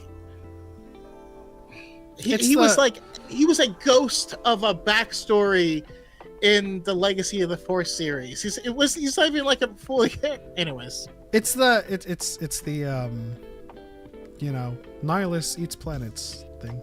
Yeah. Oh shit! I did. Jedi Fallen Order and Survivor make Cal Kestis more interesting than most Disney era characters. Cal is part of the Disney era. What do you? This is another larger issue where, like, you know, if you like the project, Kathleen Kennedy has nothing to do with it. If you did like the project, it was all Dave Filoni and Jon Favreau or something like that. And like, because you like Cal Kestis, he is not part of the Disney era. He's part of the Disney era characters. But listen, how many hours of gameplay is that? Yes, if you get a lot of story, then he'll probably be more interesting, especially if you play as the character, meaning you're making those decisions, you know. But if that's how you feel, that's how you feel. Eli says, I love the sequels and been around since day one. I mean, you're certainly welcome here. I was around since I don't know. I saw it in 86. I saw the first one in 86. I can't tell you where I started, but I jumped on like a beast when the special editions came out. Sorry, not 86. I apologize. I was doing the thing where it came out at this year, and I put my age of when I saw it. I was 6 when I saw it, so it was 91. And he is the Jedi who has survived Order 66 with the best story, Empire's Most Wanted. I give that to Obi-Wan, but whatever. But I also give that to Kanan and Ezra. I feel, but like, as valid as this take is, this is their opinion. I feel like this is an opinion of someone who hasn't read or seen too many Order 66 stories. But I love these types of comments because this is truly their opinion. They're not trying to make up any weird facts to try and hate something. Star Killer is absurdly overpowered and would ruin canon if reintroduced. Correct. Video game version, not book version, but most people think of the video game version, so that is correct. Yeah, if I think a video game version Cal Kestis, that would also be overpowered. But I think Less so though. He wasn't it's disintegrating. more reasonable. But I'm saying Galen Yeah. Merrick as a character isn't overpowered. I think what mostly ruins canon is his origin. Yeah, that's true. Jaybird says, I have the true hot take. I like Rey as a protagonist more than the others. Luke and Anakin were very whiny and often annoyed me. That's valid. That's super valid. I feel like a lot of the people who love Anakin are mostly thinking about Clone Wars Anakin and then putting Revenge of the Sith as a little hat on top of on top of him. Because he is very whiny in the other ones. You know what's interesting though? So Rey's not like a top 5 character for me. But like every time like I use logic to like argue against Mary Sue and like all of those other like bad faith arguments. She seems great. Yeah, she seems great, and like people are like, "Oh, you're just simping for Daisy Ridley, and you just love Rey." It's like, but like she's not really a top 5. I'm literally just kind of taking things from the movie.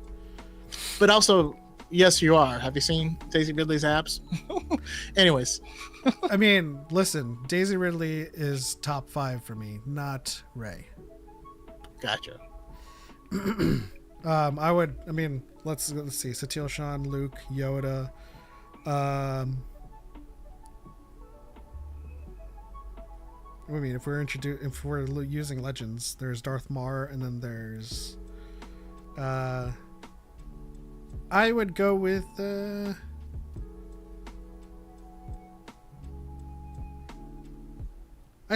Obi-Wan. So it's already the list. There's so many characters. The list is packed already. Dang, it's 8:07. Let's just power through this and then I'll hop out. Darth Bane's rule of 2 ultimately weakened the Sith instead of strengthening them. I don't Disagree. know I don't know how you can argue with that because it led to the fall of the Jedi. Just by virtue of 2 people. Now, if you're arguing for the stance that it weakened them in terms of like positioning in the whole global powers, galactic powers, yes, they had a Sith Empire. They ruled for thousands of years. They conquered planets. They enslaved people. They were very, very powerful. And then going from that to 2 people in the shadows, yes, that is technically weaker. It's a little bit of a downgrade, but their ultimate goal that they were trying to accomplish was only successful because of that. Yeah. All right, that's the last take. There's still a couple of more we can go over next week, but next week again we are joined by Chase, Marianne, Luke, and NDY's guy. We're gonna do some Star Wars Jeopardy, and we can revisit some of these other takes that we have. But that, I guess we don't have a bonus because our bonuses was the hot takes. We'll just leave it at that because this is Eli. I would also like to see Broom Boy again, and I want to write the Broom Boy story for the future, but that's beside the point. This has been a great episode. Thank you guys so much for tuning in and participating in the conversation. A lot of these hot takes were pretty interesting to address. I hope that everyone walks away from this stream knowing that what we rate as our best and least or best and worst is still part of a franchise and IP that we love. So, yeah, let that inform how, as incredulous as it sounds, let that inform how you should be. Because you can love an IP, still criticize it, have your favorites and your least favorites, and not be a douchebag about it. But that's exactly it. Ultimately, we are as comfortable critiquing and saying things that we don't like. We don't like everything. Just have actual reasons.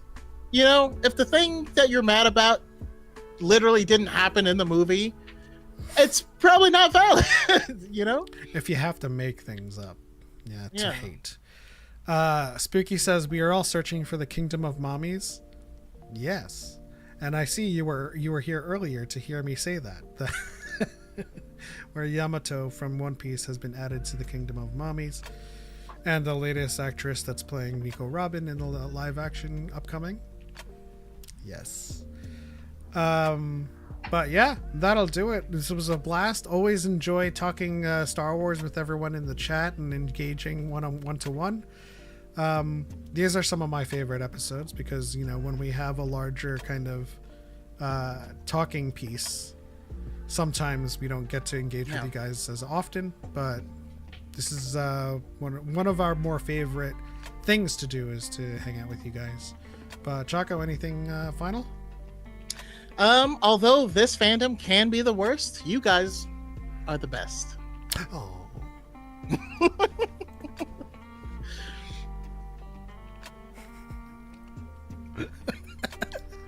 Are you gonna do the outro? No, I wanted to simmer on that emotion. I was like, is it close? And to top it all off, we have Cassian Ender. All right, guys. Thank you guys so much for tuning in. Hope you guys have a wonderful rest of your Friday nights. That's it. On to the next one. For Light and for Life. We are all part of the Kingdom of Mommies. And may Nico Robin and her many arms embrace you tonight. Gigantesco mano.